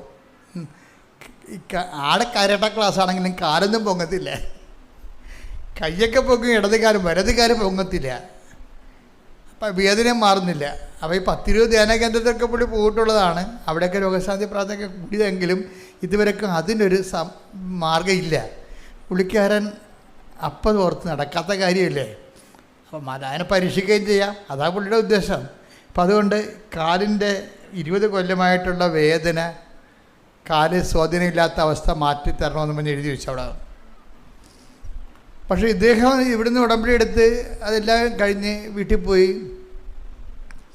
അതിനുശേഷം ആസ്ട്രേലിയയിൽ ചെന്ന് ഉടമ്പടി അദ്ദേഹത്തിൻ്റെ രീതി അനുസരിച്ച് ഏറ്റാൽ ഏറ്റതാണ്, ഏറ്റിട്ട് കുഴപ്പത്തില്ല, ഏറ്റില്ലെങ്കിൽ ഏറ്റത്തില്ല, അതിലേ ഉള്ളൂ. അദ്ദേഹം അത് പറയുന്നുണ്ട്. എന്നെ സംബന്ധിച്ചിടത്തോളം ഒരു കാര്യം ചെയ്യാമെന്ന് ചെയ്യാമെന്ന് പറഞ്ഞാൽ ഞാനത് വെടിപ്പാട് ചെയ്യും, അല്ലെങ്കിൽ ഞാൻ ചെയ്യത്തുമില്ല. അതാണ് നിലപാട്. അത് അങ്ങനെയാണ്. അപ്പോൾ ഉടമ്പടി ചെയ്യാമെന്ന് പറഞ്ഞില്ലേ, അതുകൊണ്ട് പുള്ളിക്കാരന് ഉടമ്പടി വൃത്തിയായിട്ട് അങ്ങോട്ട് ചെയ്യാൻ തുടങ്ങി, ഭംഗിയായിട്ട് ചെയ്യാൻ തുടങ്ങി. നേരത്തെ പത്രം കൊടുക്കാൻ പുള്ളിയുടെ ജീവിതത്തിൽ ഇല്ലാത്തൊരു കാര്യമാണ്. പണ്ട് പുള്ള വീട്ടിൽ പത്രം കൊണ്ടുവന്നിട്ട് അവനൊക്കെ വിദ്യാഭ്യാസത്തിൻ്റെ വിവരമില്ലെന്ന് പറഞ്ഞ ആൾ തന്നെത്താൻ തന്നെ ഈ പത്രം കൊടുത്ത് ഓഫീസൊക്കെ കൊടുക്കാൻ തുടങ്ങി. ഓസ്ട്രേലിയയിൽ മലയാളികളെ കണ്ട് കൊടുക്കാൻ തുടങ്ങി, ഇംഗ്ലീഷ് കണ്ട് കൊടുക്കാൻ തുടങ്ങി. അപ്പം ചെയ്യാനുള്ള കാര്യമൊക്കെ പുള്ളി ഭംഗിയായിട്ട് ചെയ്യുന്നുണ്ട്. ചെയ്തതിന് ശേഷം 2 ദിവസം ഇയാളെ നടപ്പൊക്കെ കണ്ടപ്പോൾ ഭാര്യ ചോദിച്ച്, ബൈജു നിങ്ങളുടെ കാലിൻ്റെ വേദന ഇപ്പം ഇല്ലേ? അപ്പോഴാണ് ബൈജു വാപ്പിളിക്കണത്, ശരിയാണല്ല, വേദന എപ്പോൾ പോയെന്ന്, 20 കൊല്ലമായ വേദനയാണ്, അത് എപ്പോൾ പോയെന്ന് പുള്ളിക്ക് അറിയത്തില്ല. It is gone. അപ്പോഴാണ് പുള്ളി കണ്ണും നിറഞ്ഞു പോയത്. എന്താണ് ആ കൃപാസനത്തിൽ സംഭവിക്കുന്നത് പുള്ളിക്ക് മനസ്സിലായത്. അപ്പോൾ പിന്നെ പുള്ളി കുറച്ചുകൂടി ഉശിരോടുകൂടി കാര്യങ്ങളെല്ലാം ഉടമ്പടി ജീവിതത്തിലായിട്ട് പതുക്കെ കൃത്യമായിട്ട് വന്ന് കഴിഞ്ഞപ്പോൾ 2 ദിവസം കഴിഞ്ഞപ്പോൾ ഒരു ഫിലിപ്പീനുമായിട്ട് പുള്ളി സംസാരിക്കുകയാണ്. അപ്പോൾ അതേ കമ്പനിയിൽ ഒരു പുതിയ ലേഡി സ്റ്റാഫ് വന്ന്, അപ്പോൾ ഫിലിപ്പീനോ പുള്ളിയോട് ചോദിച്ചു, ആ ലേഡി സ്റ്റാഫിനെ എനിക്ക് വേറെ കമ്പനി വെച്ച് അറിയാവുന്നതാണ്, ഇവിടെ വന്നിട്ട് എങ്ങനെയുണ്ട് എന്ന് ചോദിച്ചു. അപ്പോൾ വൈദ്യ പറഞ്ഞ അവളൊരു വേസ്റ്റാണെന്ന് പറഞ്ഞു. ആര്? ഫിലിപ്പീനോ സ്റ്റാഫ് ഒരു വേസ്റ്റാണ്. കാര്യം അവൾക്ക് പണി അറിയത്തില്ല. ഇതിനൊക്കെ എന്തിനാണ് ഇത് കെട്ടിയെടുത്ത് കൊണ്ടുവന്നിട്ട് അവർ പണി ചെയ്യാത്ത കൊണ്ട് മറ്റുള്ളവർക്കിട്ട് പണി ഉഴപ്പറുണ്ട് എന്ന് പറഞ്ഞാൽ അതൊരു വേസ്റ്റാണെന്ന് പറഞ്ഞു. അത് പറഞ്ഞ് നാക്കിട്ടില്ല, ഈ വേദന തിരിച്ചു വന്ന്. അതാണ് വിഷയം. വേദന തിരിച്ചു വന്നു. അപ്പോൾ ഉടനെ ബൈജു പറഞ്ഞു, മാതാവ് പറ്റിച്ചതായിരിക്കും, എനിക്ക് വേദന മാറിയെന്ന് അപ്പം തോന്നിയതേ ഉള്ളതായിരിക്കും, ആ വേദന ഒന്നും മാറിയിട്ടില്ല, അത് അവിടെ തന്നെ ഉണ്ട്, ഇപ്പോൾ അത് തിരിച്ചു വന്നല്ല എന്ന് പറഞ്ഞു. പക്ഷെ കുറച്ച് കഴിഞ്ഞ് വൈകുന്നേരമായപ്പോൾ പുള്ളിക്ക് തോന്നി, ഞാൻ ആ ലേഡി സ്റ്റാഫിനെ കുറ്റം പറഞ്ഞപ്പോൾ എൻ്റെ നെഞ്ചിനൊരു വേദന തോന്നിയല്ല, അത് വേണ്ടായിരുന്നു, ഒഴിവാക്കാമായിരുന്നു അല്ലേ എന്ന് പറഞ്ഞ് പുള്ളി വൈകുന്നേരമായപ്പോൾ പള്ളിയിൽ പോയി അച്ഛനെ കണ്ടിട്ട് പറഞ്ഞ് കുമ്പസാരിച്ച്. അതാണ് ഈ കുമ്പസാരത്തിൻ്റെ ഗുണം, അതാണ്. അപ്പം നമ്മളെപ്പോഴും ശ്രദ്ധിക്കണം, ഇവിടുന്ന് എന്തെങ്കിലും പറഞ്ഞൊക്കെ തരുന്നുണ്ടെങ്കിൽ കൃത്യമല്ലാത്ത ഒരു കാര്യം സഭ പഠിപ്പിക്കത്തില്ല, കൃത്യമല്ലാത്ത ഒരു കാര്യം സഭ ഉപദേശിക്കത്തുമില്ല. സഭയ്ക്ക് ഇങ്ങനെ കലയിൽ നിന്നുള്ള പ്രസംഗമൊന്നും ഇല്ലെങ്കിലും പറയണ കാര്യങ്ങൾ വൃത്തിയും മെനയും കൃത്യമായിരിക്കും. ഒത്തിരിക്കാലം സഭ പ്രാർത്ഥിച്ച് എല്ലാ മേഖലകളിലും ഡിസ്കസ് ചെയ്ത് അതിൻ്റെ സ്പെഷ്യലിസ്റ്റും എല്ലാ കാര്യവും നോക്കിയിട്ട് അതിൻ്റെ കാനോണിസ്റ്റുകൾ, അതിൻ്റെ തിയോളജിയൻസ് എല്ലാം പഠിച്ചതിന് ശേഷമേ സഭ ഒരു കാര്യം പറയത്തുള്ളൂ. അപ്പോൾ നിങ്ങളവർക്ക് ഈ മാർപ്പാപ്പയെ കൊണ്ട് പറയിപ്പിക്കണമെല്ലാം മാർപ്പാപ്പ ഒറ്റ ശ്വാസത്തിൽ പറയണതാണ്, രാഷ്ട്രീയക്കാരെ പോലെ പ്രസംഗം അങ്ങനല്ല. അതെല്ലാം ആ സബ്ജക്റ്റ് വൈസ് അതിന് ശാസ്ത്രജ്ഞന്മാരെ വിളിച്ചിരുത്തി പഠിക്കേണ്ടതാണെങ്കിൽ ശാസ്ത്രജ്ഞന്മാരെ വിളിച്ചിരുത്തി പഠിക്കും. ആ വിഷയങ്ങളെക്കുറിച്ച് അതിൻ്റെ സഭയുടെ നിലപാട് എന്താണെന്ന് നോക്കിയിട്ട് ആ തിരുസംഘത്തിൽ നിന്ന് കൊടുക്കുന്ന നോട്ടാണ് മാർപ്പാപ്പ പറയണത്. ആ മാർപ്പാപ്പ പറയുന്നത് കൊണ്ട് തന്നെ വിശ്വാസസംബന്ധമായ കാര്യവും ധാർമ്മികമായ കാര്യങ്ങളും കറക്റ്റായിരിക്കും. കാര്യം അത് ഇരിക്കുന്ന ചെയർ കർത്താവ് അഴിക്കാനും ബന്ധിക്കാനും അധികാരം കൊടുത്ത ചെയർ ഇരുന്നുകൊണ്ടാണ് സഭ കാലഘട്ടത്തെ നയിക്കണത്. അപ്പോൾ അതേസമയം തന്നെ ഇവിടെ എന്ത് സംഭവിച്ചു, ഇവൾക്ക് മനസ്സിലായി ആ ലേഡി സ്റ്റാഫിന് അവൾക്ക് ചിലപ്പോൾ കഴിവ് കുറവായിരിക്കും, പക്ഷെ അവൾ ആക്ഷേപിക്കേണ്ട കാര്യമില്ലായിരുന്നു. എല്ലാവർക്കും ഒരുപോലെ കഴിവുണ്ടാകുമോ? എല്ലാവർക്കും ഒരുപോലെ കഴിവുണ്ടാകുമോ? ചില ആൾക്കാർ സ്ലോ ആയിരിക്കും, ചില ആൾക്കാരെല്ലാം പൂർത്തിയായിട്ട് ചെയ്യും, പക്ഷെ സ്ലോ ആയിട്ടേ ചെയ്യത്തുള്ളൂ. ചില ആൾക്കാരെല്ലാം സ്പീഡായിട്ട് ചെയ്യും, പക്ഷേ വൃത്തിമനയില്ലാതെ ചെയ്യത്തുള്ളൂ. അത് മനസ്സിലായില്ലേ? ഇപ്പോൾ പാത്രം കഴുകണ കാര്യം തന്നെ ചില ആൾക്കാർ പടപടാന്ന് കഴുകും, പക്ഷേ നമുക്ക് മടുത്ത് നോക്കുമ്പോൾ മുട്ടയുടെ മണം ഉണ്ടാവും. പക്ഷെ ചില ആൾക്കാർ സമയമെടുത്തേ കഴുകത്തുള്ളൂ, സമയം പോവും, പക്ഷേ വൃത്തിയായിരിക്കും. അപ്പോൾ ഓരോരുത്തരും ഓരോ നേച്ചറാണ്. അപ്പോൾ അതുകൊണ്ട് നമുക്കങ്ങനെ കയറി എല്ലാവരും അങ്ങനെ അടച്ചാക്ഷേപിക്കാൻ അനുവാദം തന്നിട്ടില്ല. ദൈവത്തിൻ്റെ സൃഷ്ടിയാണല്ലോ അതും. അപ്പോൾ അവരെ ആക്ഷേപിക്കുമ്പോൾ ദൈവത്തിനെ ആക്ഷേപിക്കണമല്ലേ, തിരിച്ചല്ലേ വരത്തുള്ളൂ ഈ സംഭവം. അതാണ് വിഷയമേ. ഇപ്പം നമ്മൾ ആരാ, ഇപ്പം പൊട്ടനാണ്, നീ പൊട്ടനാണെന്നങ്ങനെ പറഞ്ഞിട്ട് എന്ത് ചെയ്യും നീ? അപ്പം നീ എങ്ങനെ ബുദ്ധിയുള്ള ആളായി? ദൈവം സൃഷ്ടിച്ചപ്പോൾ ആയതല്ലേ. അവനോട് പൊട്ടനാണ് നീ എന്ന് പറഞ്ഞിട്ട് വല്ല കാര്യമുണ്ടോ? അപ്പം നീ ബുദ്ധിയുള്ള ആളെന്നല്ലേ പറയണത്. നിന്നെ ബുദ്ധിയുള്ള ആളായിട്ട് സൃഷ്ടിച്ചതും അവനെ പൊട്ടനായിട്ട് സൃഷ്ടിച്ചതും ആളൊന്നും തന്നെയല്ല. പണി നമ്മൾ മറ്റുള്ളവരെ ആക്ഷേപിക്കുമ്പോൾ കൊള്ളണത് ദൈവത്തിന് കിട്ടാണ്. അതാണ് എൻ്റെ അത് വിഷയം വരണത്. അപ്പം അതുകൊണ്ട് തന്നെ വളരെ പാകതയോടുകൂടി മാത്രമേ ദൈവത്തെ അറിഞ്ഞവർ സംസാരിക്കരുത്. അറിയാത്തവർക്ക് എന്തും സംസാരിക്കാം, ഒരു കുഴപ്പമില്ല. അവർക്ക് പിന്നെ ഇവിടെ കിടന്നുള്ള ജീവിതമല്ലേ ഉള്ളൂ. അത് കഴിയുമ്പോൾ ചാപ്റ്റർ ക്ലോസ് ചെയ്യത്തില്ലേ. ഇവിടെ ചാപ്റ്റർ ക്ലോസ് ചെയ്യാത്ത ആൾക്കാർ ഇവിടെ സൂക്ഷിച്ച് കൈകാര്യം ചെയ്യേണ്ടത്. അതുകൊണ്ട് ഇവൻ്റെ വിശുദ്ധി നഷ്ടപ്പെട്ട, മറ്റുള്ള ആക്ഷേപിച്ച് ഇവൻ്റെ വിശുദ്ധി പോയി കഴിഞ്ഞപ്പോൾ ഇവൻ്റെ പ്രൊട്ടക്ഷൻ പോയി. ആ വേദന തിരിച്ചു വന്നു കഴിഞ്ഞപ്പോൾ ഉടനെ രാത്രി പോയി കുമ്പസാരിച്ച് ആശീർവാദം മേടിച്ച് പാപക്ഷമം മേടിച്ചു. കർത്താവിൻ്റെ പാപക്ഷമമില്ല. വൈദികൻ അവിടെ ആരാണ്? കർത്താവിൻ്റെ ഒരു ആളായ്മയായിട്ടിരിക്കുകയല്ലേ. ഞങ്ങളൊക്കെ ഒരു മാധ്യമമല്ലേ, കർത്താവിൻ്റെ ഒരു മീഡിയമാണ്. കർത്താവാണ് അതിലൂടെ പ്രവർത്തിക്കുന്ന സഭയെ. അപ്പം ആ അധികാരത്തിലാണ് ഇവൻ്റെ പാപം മോചിച്ച് കിട്ടി. അവനെന്താ വേണ്ടത്? പശ്ചാത്താപം വേണം. അതിനെന്താ ചെയ്യേണ്ടത്? ഇനി ഇങ്ങനെ ആവർത്തിക്കത്തില്ലെന്ന് പറയണം. അതാണ് പ്രശ്നം. ചില കുമ്പസാരക്കാർ ചിലത് ഒക്കാത്തതിൻ്റെ കാരണം എന്തറിയാമോ? പശ്ചാത്താപം ഇല്ല. ഇനി ഇങ്ങനെ ആവർത്തിക്കവില്ലേ നിങ്ങൾക്കറിയത്തില്ല. ഇപ്പോൾ തൽക്കാലം മുട്ടുശാന്തിക്ക് വേണ്ടി അഭ്യാസം കാണിക്കുന്നതാണ്. അതല്ല, ചില ആൾക്കാർക്ക് ഒരു ഒന്നൊന്നര കുമ്പസാരമായിരിക്കും. സങ്കടമുണ്ട്, അത് തെറ്റാണെന്ന് മനസ്സിലായി, ഇനി ഞാനത് ആവർത്തിക്കത്തില്ലെന്ന് കുമ്പസാര കൂടെ വെച്ച് അവൻ സ്വന്തമായിട്ട് ദൈവത്തോട് പറയും. അതിന് വൈദികൻ അവന് ഉപദേശവും ആശീർവാദം കൊടുക്കും. അവൻ ഓക്കെയാവും. അവൻ്റെ രോഗവും കർത്താവ് ഏറ്റെടുക്കും. ഇവൻ കുമ്പസാരിച്ച് ആശീർവാദം മേടിച്ചപ്പോൾ തന്നെ ആ തിരിച്ചു വന്ന വേദന പിന്നെ അപ്രത്യക്ഷമായി. പിന്നെ പറയുകയാണ്, ഇപ്പം 2 കൊല്ലമായി ഇപ്പം ഇന്ന് വരെ ആ വേദന തിരിച്ചു വന്നിട്ടില്ല.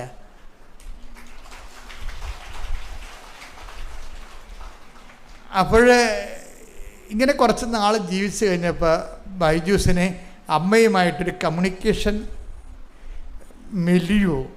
ഒരു കമ്മ്യൂണിക്കേഷൻ സംസർഗ മേഖല രൂപപ്പെട്ട് വന്നു. ഇവർ തമ്മിൽ സംസാരിക്കുന്ന രീതിയിലായി. അപ്പോൾ അമ്മയോട് പറഞ്ഞു, അമ്മേ എനിക്ക് ട്രാൻസ്ഫറാണ്, ഞാൻ പുതിയ സ്ഥലത്തേക്ക് പോവുകയാണ്. പക്ഷെ അവിടെ എനിക്ക് കരാട്ട ക്ലാസ്സൊക്കെ നടത്തി വലിയ 10 പൈസ ഭക്ഷണം കഴിക്കാൻ കിട്ടണമെങ്കിൽ കുറേ നാളെടുക്കും. എന്നെ ആർക്കും അറിയത്തില്ല. അപ്പോൾ അതുകൊണ്ട് എനിക്ക് അവിടെ ഒരു ജോലി തരപ്പെടുത്തി തരണം, വാടകയൊക്കെ അടക്കണം, കുഞ്ഞുങ്ങളെ പഠിപ്പിക്കണം. അപ്പം ഇങ്ങനെയുള്ള കാര്യങ്ങൾ നേരെ പറയണം. മനസ്സിലായ? ഇതിനെ കമ്മ്യൂണിക്കേഷൻ എന്ന് പറയണത്. ഇപ്പം നമ്മൾ ചട്ടപ്പടി പ്രാർത്ഥനയുടെ കൂടെ തന്നെ ഈ വൈബായിട്ടുള്ള കമ്മ്യൂണിക്കേഷൻസ് കണ്ടിന്യൂ ചെയ്യും. അപ്പോഴെന്ത് പിറ്റേ ദിവസം അപ്പോൾ അത് അങ്ങനെ വന്നു കഴിഞ്ഞാൽ അമ്മ അത് ആ വിഷയം അപ്പം തന്നെ വരവ് ചെയ്തിട്ട് പറഞ്ഞ് എന്താ ചെയ്തിരിക്കണമെന്ന് അറിയാമോ? ഇവ സ്ഥലം മാറിപ്പോണ വേറെ ഒരു സ്റ്റേറ്റിലാണ്. ഇപ്പോൾ കേരളക്കാരൻ തമിഴ്നാട്ടിൽ പോണ പോലെ അത്രയുമാണ് വേറെ സ്റ്റേറ്റിലാണ് പോണത്. അമ്മ എന്ത് ചെയ്ത് ഈ കമ്പനിയുടെ ഒരു ബ്രാഞ്ച് അവിടെ തുടങ്ങിച്ച്. ഇവൻ പോലും അറിഞ്ഞിട്ടില്ല. എന്നിട്ട് അപ്പോൾ ഇവൻ അറിഞ്ഞു കഴിഞ്ഞപ്പോൾ ഇവൻ്റെ HR പറഞ്ഞ്, എടാ ഈ കമ്പനിയുടെ ബ്രാഞ്ച് നീ പുതിയ സ്ഥലത്ത് പുതിയ സ്റ്റേറ്റിൽ തുടങ്ങുന്നുണ്ട്, നീ ഇവിടുത്തെ മാനേജറോട് ചോദിച്ച ഒരു കത്ത് വാങ്ങിച്ചാൽ നിനക്ക് ഈ ജോലി അവിടെ കിട്ടുമെന്ന് പറഞ്ഞു. അതുപോലെ തന്നെ അമ്മയോട് പറഞ്ഞ പോലെ തന്നെ ആ ജോലി ആ സ്റ്റേറ്റിൽ ഇവൻ ഇവിടെ തിരുന്ന് ചെയ്തിരുന്ന ജോലി അവിടെ കിട്ടി. അപ്പോൾ അവിടെ സെറ്റായിപ്പോയി. 2 കൊല്ലം വർക്ക് ചെയ്ത കമ്പനിയിൽ. പക്ഷെ കമ്പനി വലിയ മെച്ചമുണ്ടായില്ല. പുതിയ കമ്പനി അവിടെ ക്ലച്ച് പിടിക്കാൻ കുറേ താമസിച്ച്. അപ്പോൾ അത് ഭാവിയും അതിൻ്റെ മാർക്കറ്റിംഗ് സർവേ ഒക്കെ നോക്കിയിട്ട് ഭാവിയിലും അത് ക്ലച്ച് പിടിക്കുന്ന ലക്ഷണമില്ല. അപ്പോൾ അതിൻ്റെ ടോട്ടലായിട്ടുള്ള കമ്പനിയുടെ MD അവരുടെ സമ്മേളനത്തിൽ ഈ പുതിയ കമ്പനി പൂട്ടാൻ തീരുമാനിച്ചു. അത് ഇവനറിഞ്ഞില്ല, പൂട്ടാൻ പോണ കാര്യം അറിഞ്ഞില്ല. ആ കമ്പനി ഇവ കിട്ടിയ ജോലി 2 കൊല്ലം കഴിഞ്ഞപ്പോഴാണ് പോകാം. അപ്പോഴും പക്ഷേ അമ്മയോട് പറയണ്ട, അമ്മേ ഈ കമ്പനിയുടെ ശമ്പളം പഴയ കമ്പനിയുടെ ശമ്പളം കിട്ടണില്ല, അതുകൊണ്ട് എനിക്ക് വേറൊരു കമ്പനിയിൽ ഒരു ജോലി തരണം. അല്ലാതെ എനിക്കിങ്ങനെ കുഞ്ഞുങ്ങളെ പോറ്റി പോകാൻ പറ്റുന്നില്ല, കരാട്ട ക്ലാസ്സിന് അധികം പിള്ളേരൊന്നും വരണില്ല എന്നൊക്കെ. ഇവരിങ്ങനെ അങ്ങോട്ടും ഇങ്ങോട്ടും കാര്യങ്ങൾ സംസാരിക്കുന്ന കമ്മ്യൂണിക്കേഷൻ ലെവൽ ഭയങ്കര രസമാണ്. നമ്മളെ ഉടമ്പടിയിലുള്ള എല്ലാവരും, നിങ്ങൾ ഉടമ്പടി ജീവിതമാണെങ്കിൽ നിങ്ങൾക്ക് ഇതുപോലെ അമിക്കബിളായിട്ട് ദൈവത്തോട് സംസാരിക്കാൻ പറ്റും. കാര്യം ഇപ്പം തന്നെ ആ ഫിലിപ്പിനോനെ ആക്ഷേപിച്ചു എന്ന് കണ്ടപ്പോൾ തന്നെ ഇവൻ റെക്ടിഫൈ ചെയ്തില്ലേ, അല്ലേ? അത് തെറ്റി പോയി ക്ഷമ ചോദിച്ചിട്ട് റെക്ടിഫൈ ചെയ്തു. അപ്പോൾ തന്നെ ദൈവമായിട്ടുള്ള ആ പാലം ബ്രേക്ക് ചെയ്യണില്ല. അതാണ് വിഷയം. അപ്പം നിങ്ങളെപ്പോഴും നമ്മൾ ശ്രദ്ധിക്കേണ്ടത്, എല്ലാവരും പെരുമാറുന്ന പോലെ ഒന്നും നമുക്ക് പെരുമാറാൻ പറ്റത്തില്ല. നമ്മൾ ഉടമ്പടിയിലാകുമ്പോൾ നമ്മുടെ മെയിൻ വിഷയം എന്താണ്? ദൈവമാണ്. ഈ ബൈജൂസിൻ്റെ സാക്ഷ്യം സ്കാൻ ചെയ്യുമ്പോൾ എനിക്ക് മനസ്സിലായ ഒരു സത്യം, ബൈജൂസ് ഇടയ്ക്കൊക്കെ പറയും, പിന്നെ ജോലിയല്ല കേട്ടാ പ്രശ്നം, എനിക്ക് ദൈവമാണ് പ്രശ്നമെന്ന് അമ്മയോട് പറയും. എനിക്ക് കുർബാന മുടക്കുന്ന ഒരു കണ്ടീഷൻസ് വരരുത്. എൻ്റെ ഷിഫ്റ്റ് അറേഞ്ച് ചെയ്യുമ്പോൾ എൻ്റെ കുർബാന ഉറപ്പ് വരുത്തിയിട്ട് നീ ഷിഫ്റ്റ് അറേഞ്ച് ചെയ്യുക. ആരോട് പറയണം? HR-നോട് പറയണതല്ല, മാതാവിനോട് പറയണതാണ്, അമ്മയോട് പറയണതാണ്. വേറെ എനിക്ക് എൻ്റെ ജോലി നീ അറേഞ്ച് ചെയ്യുമ്പോൾ എൻ്റെ കുർബാന മിസ്സാകാൻ എനിക്ക് പറ്റത്തില്ല, മിസ്സായിട്ടൊരു ജീവിതം വേണ്ട. അപ്പം അതുകൊണ്ട് എൻ്റെ ജോലി ചെയ്യുമ്പോൾ എനിക്ക് ഡെയിലി കുർബാനയ്ക്ക് പോകാനുള്ളത് നീ അറേഞ്ച് ചെയ്യണം. അപ്പോൾ അതനുസരിച്ച് അമ്മ ഇവൻ്റെ ലൈഫ് ഷിഫ്റ്റാക്കി ഇങ്ങനെ റീഅറേഞ്ച് ചെയ്യുമ്പോൾ കുർബാനയ്ക്ക് പോകാനുള്ള സമയം ബ്ലാങ്കായിട്ട് ഇട്ടാണ് ഷിഫ്റ്റ് ചെയ്യണത്. അപ്പോൾ ഇതെല്ലാം HR-നോട് പറഞ്ഞു ഉണ്ടാക്കിയതല്ല, HR-നോടും പറഞ്ഞിട്ടുണ്ട് വിഷയം, പക്ഷേ അമ്മയോടാണ് ആദ്യം പറയണത് ഈ വിഷയം. അപ്പോൾ ഇതിങ്ങനെ ഓരോ കാര്യങ്ങളും നമ്മുടെ ജീവിതത്തിൽ വരണത്, നമ്മൾ വൃത്തിമേനയുമായിട്ട് ഉടമ്പടി ജീവിതം ജീവിക്കുമ്പോൾ നമുക്ക് കമ്മ്യൂണിക്കേഷൻ കപ്പാസിറ്റി കിട്ടും. ഉടമ്പടിയിൽ ഏറ്റവും വലുത് ഈ കമ്മ്യൂണിക്കേഷൻ കപ്പാസിറ്റിയാണെന്ന് തോന്നണത്. നമുക്ക് ധൈര്യമായിട്ട് നമ്മുടെ അവസ്ഥകൾ, ഇപ്പോൾ ഡേവിസ് ചേട്ടൻ പറഞ്ഞത് എന്താണ്, അമ്മേ ഞാൻ ഈ കുരിശ് ചുമന്നുകൊണ്ടാണ് വരണത്, അമ്മ ഞങ്ങളെ കാണുന്നില്ലേ എന്ന്, അമ്മ ഞങ്ങളുടെ അവസ്ഥ കാണുന്നില്ലേ എന്നാണ് ചോദിക്കണത്. അപ്പോൾ അതിന് എമർജൻസി ആയിട്ട് മറുപടിയാണ് എന്താണ്, സുഗന്ധാഭിഷേകം മനസ്സിൽ ഞാൻ കാണുന്നുണ്ട്, കൂടെയുണ്ട്, ധൈര്യമായിട്ട് മുന്നോട്ട് പോകാൻ പറയണം, ഉടനെ മെസ്സേജാണ്. അപ്പോൾ അതുകൊണ്ട് വളരെ അതായത് ഈ എപ്പോഴും നമ്മൾ ശ്രദ്ധിക്കേണ്ട ഒരു കാര്യമേ. മർക്കോസ് 11:23. മർക്കോസ് 11:23. സത്യമായി ഞാൻ നിങ്ങളോട് പറയുന്നു. പറഞ്ഞേ, സത്യമായി ഞാൻ നിങ്ങളോട് പറയുന്നു, ആരെങ്കിലും ഈ മലയോട് ഇവിടെ നിന്ന് മാറി കടലിൽ ചെന്ന് വീഴുക എന്ന് പറയുകയും ഹൃദയത്തിൽ ശങ്കിക്കാതെ താൻ പറയുന്നത് സംഭവിക്കുമെന്ന് വിശ്വസിക്കുകയും ചെയ്താൽ അവനത് സാധിച്ചു കിട്ടും. ഇത് ഞാൻ സെമിനാരി പഠിക്കണ കാലം മുതൽ കേൾക്കണതാണ്.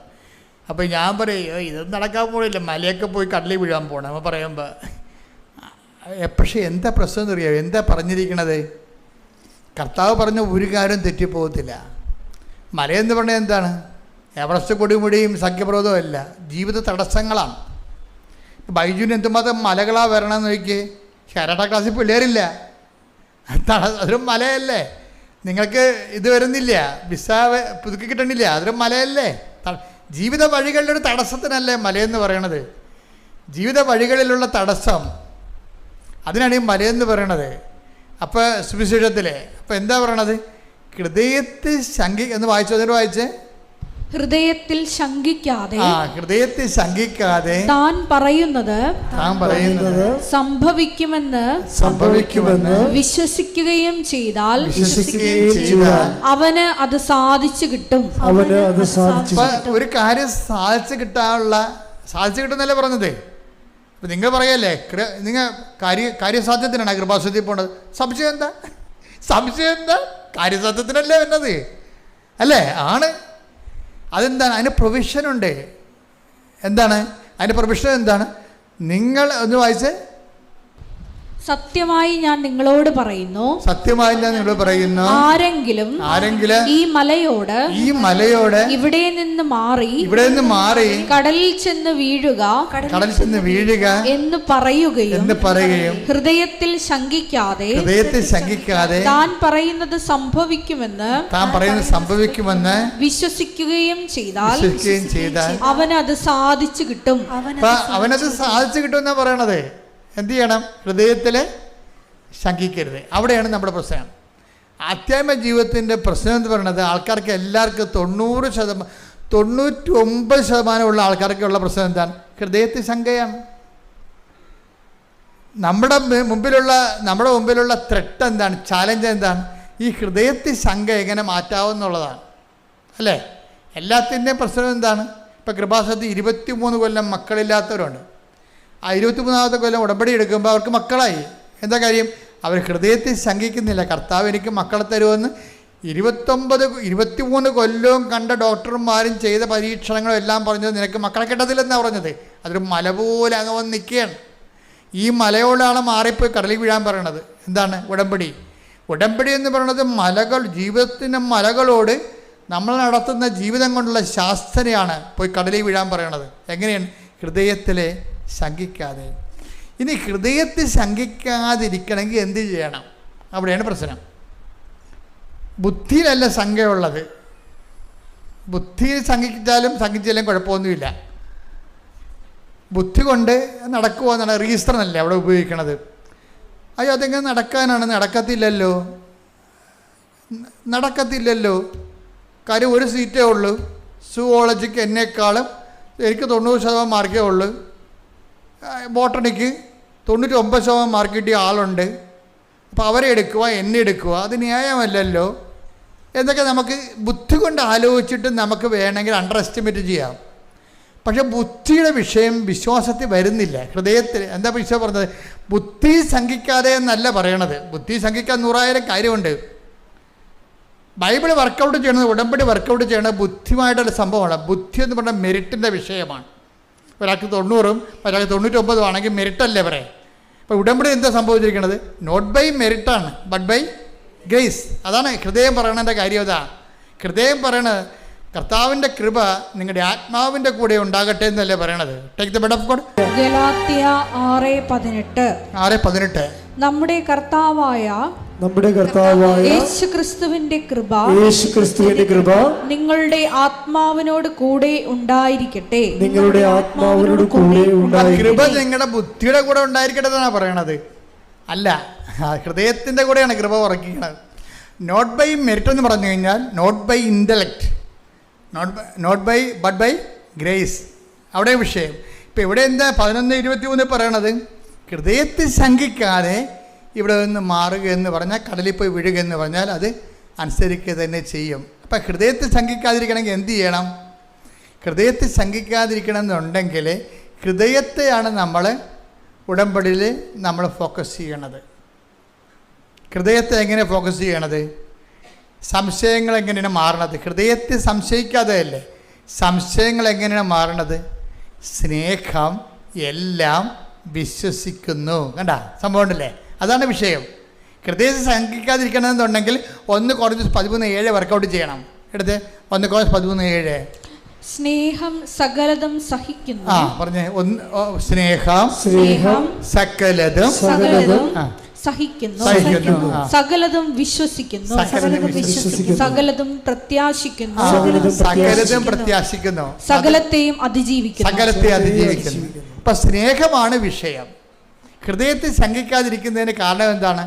സ്നേഹം ഡെവലപ്പ് ചെയ്തെടുക്കണം. ഇതുകൊണ്ടാണ് ഉടമ്പടിയിൽ ഉപവി പ്രവർത്തനങ്ങൾ ഒത്തിരി ഉള്ളത്. അപ്പോൾ ഉടമ്പടി പ്രവർത്തനം ചെയ്യുമ്പോൾ അച്ഛൻ പറഞ്ഞു ഉടമ്പടി എടുത്തതാണ് ഞങ്ങൾ അതുകൊണ്ടാണ് ചെയ്യുമെന്ന് പറയരുത്. അവിടെയാണ് നിങ്ങൾക്ക് പ്രശ്നം വരുന്നത്. നിങ്ങളിതെല്ലാം ചെയ്യുന്നുണ്ട് വൃത്തിമേനയുമായിട്ട്. ഉപവി ചെയ്യുന്നുണ്ട്, ഓർഫനേജിൽ പോകുന്നുണ്ട്, ദാനധർമ്മം ചെയ്യുന്നുണ്ട്, കുഞ്ഞുങ്ങൾക്ക് ഉടുപ്പ് കൊടുക്കുന്നുണ്ട്, ഭക്ഷണമില്ലാതെ ഭക്ഷണം കൊടുക്കുന്നുണ്ട്, സഹായിക്കുന്നുണ്ട്, എല്ലാ പണിയും നിങ്ങൾ ചെയ്യുന്നുണ്ട്. പക്ഷേ നിങ്ങളുടെ വിസ പുതുക്കി കിട്ടാനാണ്. അതാണ് കുഴപ്പം. മനസ്സിലായില്ലേ? വിസ ഞാൻ ഏത് ഓർഫനേജിലാണ്, മണ്ണാങ്കട്ടെ നരകത്തിലാണ് വേണേൽ പോയേക്കാം, എൻ്റെ വിസ ഒന്ന് പുതുക്കി തന്നാൽ മതി. അപ്പോൾ ആരോടാണ് സ്നേഹം?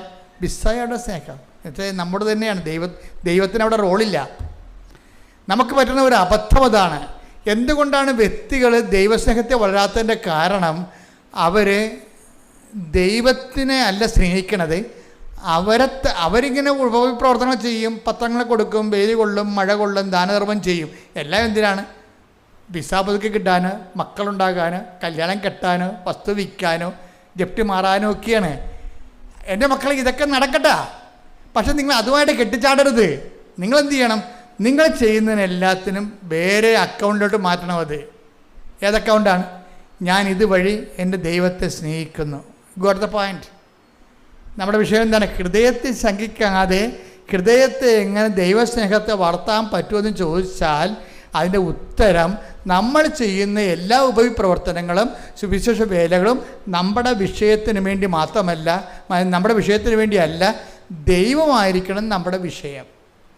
മനസ്സിലായി? ഇതാണ് ബൈജു ഈ ലെവലിലോട്ട് അങ്ങോട്ട് വളരുകയാണ്.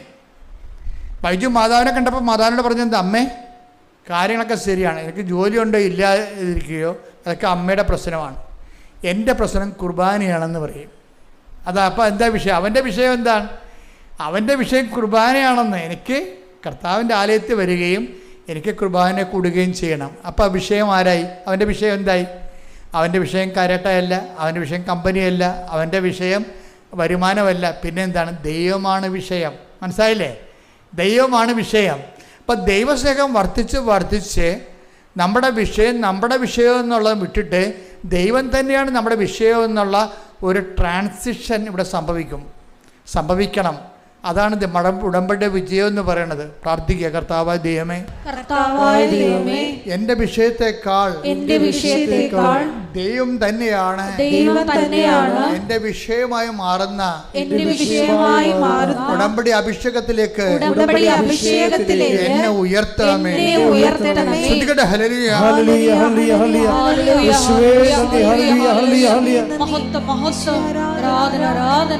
ദൈവപിതാവേ നന്ദി, ദൈവപിതാവേ മഹത്വം, ദൈവപിതാവേ ആരാധന.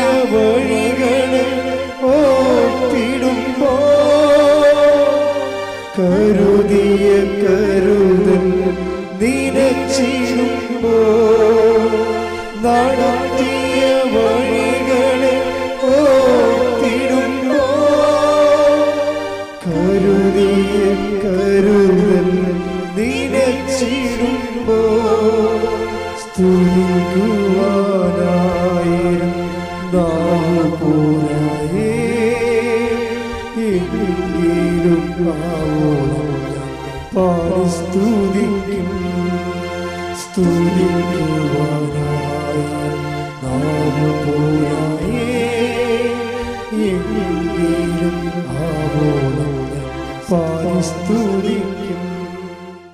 പരിശുദ്ധ പരമ ദിവ്യകാരുണ്യത്തിന് ആരാധനയും സ്തുതിയും പുകഴ്ചയും ഉണ്ടായിരിക്കട്ടെ. പരിശുദ്ധ പരമ ദിവ്യകാരുണ്യത്തിന് ആരാധനയും സ്തുതിയും പുകഴ്ചയും ഉണ്ടായിരിക്കട്ടെ. ഇപ്പം ഈ മല എന്ന് പറയുന്നത്, ഇപ്പം ഇവൻ്റെ ജോലി ഈ കമ്പനി പൂട്ടാൻ പോകുകയല്ലേ. എന്നാ ഇത് പെട്ടെന്ന് സംഭവിക്കുന്ന വിഷയം എന്ന് വെച്ച് കഴിഞ്ഞാൽ, കമ്പനി ഉടനെ അവിടെ ആ കമ്പനിയിൽ പെർമനൻ്റ് സ്റ്റാഫായിട്ടുണ്ടായിരുന്നവരെല്ലാവരെയും വിളിപ്പിക്കും. ഇത് പറയും, ഞങ്ങളുടെ ആ പുതിയ കമ്പനി പൂട്ടുകയാണ്, അതുകൊണ്ട് നിങ്ങൾക്ക് തൊഴിൽ കണ്ടുപിടിക്കണവരെ നിങ്ങൾക്കൊരു പാരിതോഷികം തരും, റെമ്യൂണറേഷൻ, നഷ്ടപരിഹാരം. ഞങ്ങളുടെ കമ്പനി പൂട്ടുകയാണ്, അതുകൊണ്ട് നിങ്ങൾക്കൊരു തൊഴിൽ കണ്ടുപിടിക്കണവരെ $30,000 കൊടുത്ത് കമ്പനി. പൈജി പറയണത്, എനിക്ക് തൊഴിലില്ല, പക്ഷേ എനിക്ക് കമ്പനി $30,000 തന്നു, അതുകൊണ്ട് എനിക്കിന്ന് ജോലി കണ്ടുപിടിക്കണവരെ. അപ്പോൾ അമ്മയോട് പറഞ്ഞു, അമ്മ ഒരു 100 പിള്ളേരെ തരുമെങ്കിൽ ഞാൻ പച്ച പിടിച്ച് പോകുമെന്ന് പറയും. ഉടനെ പിറ്റേ ആഴ്ച 100 പിള്ളേരെ കൊടുത്ത് കരാട്ട ക്ലാസ്സിൽ. അത് ഭയങ്കര രസമാണ്. ആ കമ്മ്യൂണിക്കേഷൻ പോണ രസം കണ്ടില്ലേ?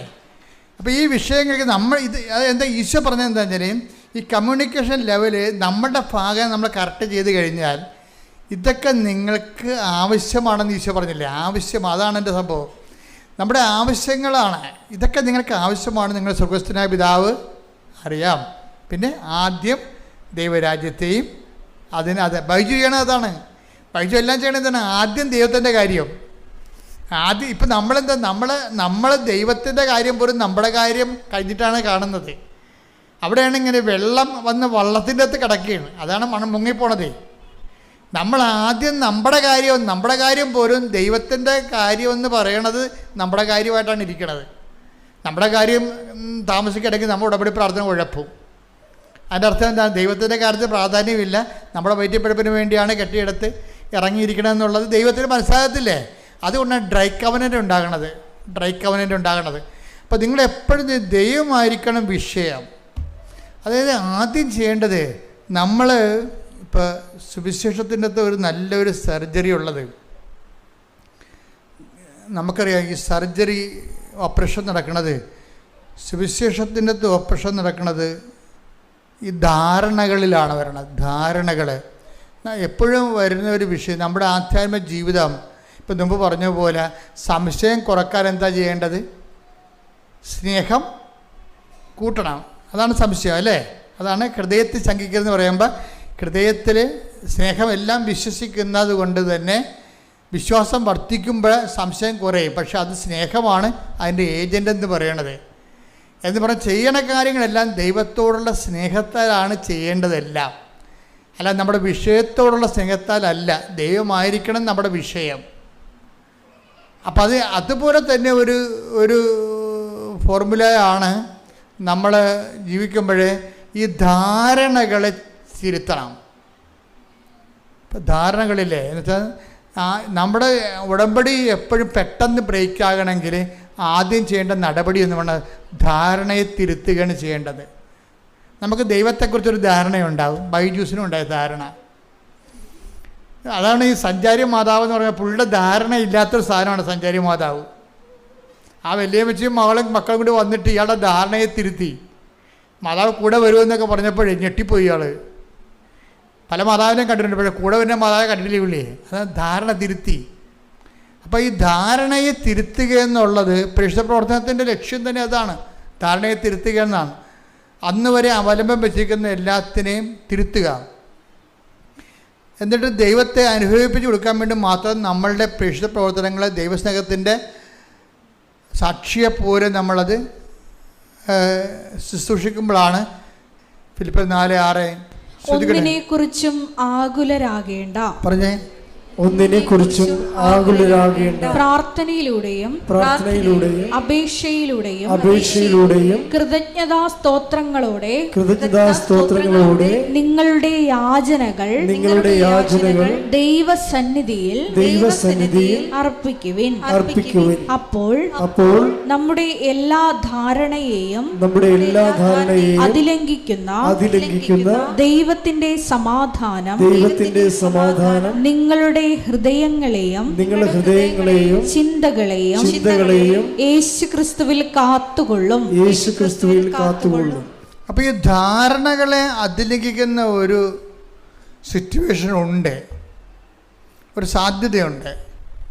എപ്പോഴും ഉടമ്പടി ബ്രേക്ക് ആകണത് നമ്മുടെ ധാരണകളെ ചേഞ്ച് ആക്കുമ്പോഴാണ്. ഒന്ന് അത് അങ്ങോട്ടും ഇങ്ങോട്ടും ഉള്ള ബയലാറ്ററലായിട്ടുള്ള ഒരു പ്രോസസ്സിങ് ആണത്. അതായത് നമ്മൾ ഉടമ്പടിയിലൂടെ ദൈവത്തിനെക്കുറിച്ചുള്ള നമ്മുടെ ധാരണകൾ നമ്മൾ തിരുത്തുന്നുണ്ട്. പിന്നെന്താണ്? ദൈവത്തിന് നമ്മളെക്കുറിച്ചൊരു ധാരണയുണ്ട്, അതാണ് ആദ്യം തിരുത്തേണ്ടത്. ദൈവത്തിന് നമ്മളെക്കുറിച്ച് ഒരു ധാരണയുണ്ടല്ലോ, അതല്ലേ? അപ്പോൾ ദൈവത്തിന് നിങ്ങൾ ഉടമ്പടി ഇടുമ്പോൾ തന്നെ അറിയാം, ഈ മുതൽ ഏത് ഉടമ്പടി ഇട്ടാലും സങ്കരം തെങ്ങനെ തന്നെയാണ്. പണ്ടത്തെ പരിപാടി തന്നെ കൈയിരിക്കണത്, മാറ്റമൊന്നുമില്ല. ഇപ്പോൾ ബൈജു തന്നെ പറയുന്നുണ്ട്, എന്നാ കുന്തമായാലും 90 ദിവസമല്ലേ ഉള്ളെന്ന്. ബൈജു ആദ്യം ഉടമ്പടി ചെയ്യണം എങ്ങനെയാണെന്ന് അറിയാവാ? എന്ത് കുന്തമായാലും ശരി 90 ദിവസം മതിയല്ല, സഹിച്ചാൽ മതിയല്ല എന്ന്. 90 ദിവസം അതാണ് ഒരു ധാരണ എന്ന് പറയണത്. പക്ഷേ ഇപ്പോഴെന്ത്, ആ 90 ദിവസത്തിന് ഇപ്പോൾ സഹിച്ചാൽ മതിയല്ലോ എന്ന് പറഞ്ഞ് എണ്ണിപ്പറയ്ക്ക് 90 ദിവസക്കാരുന്ന ആളിപ്പോൾ 2 കൊല്ലം കഴിഞ്ഞു ഉടമ്പടി ജീവിക്കുകയാണ്. അപ്പം ദൈവത്തിന് നമ്മളെക്കുറിച്ചുള്ള ധാരണ തിരുത്തണം.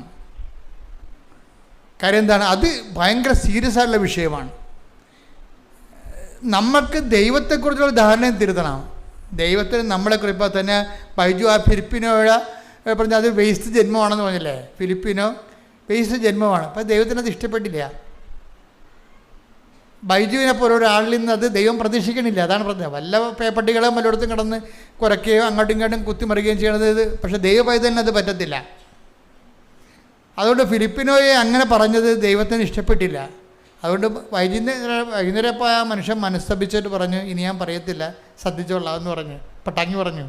അതാണ് അപ്പം ബൈജനെക്കുറിച്ചുള്ള ധാരണ ദൈവത്തിന് ചേഞ്ചായി. അതുപോലെ തന്നെ നമുക്ക് ദൈവത്തെക്കുറിച്ചുള്ള ധാരണയില്ലേ, അതും മാറ്റണം.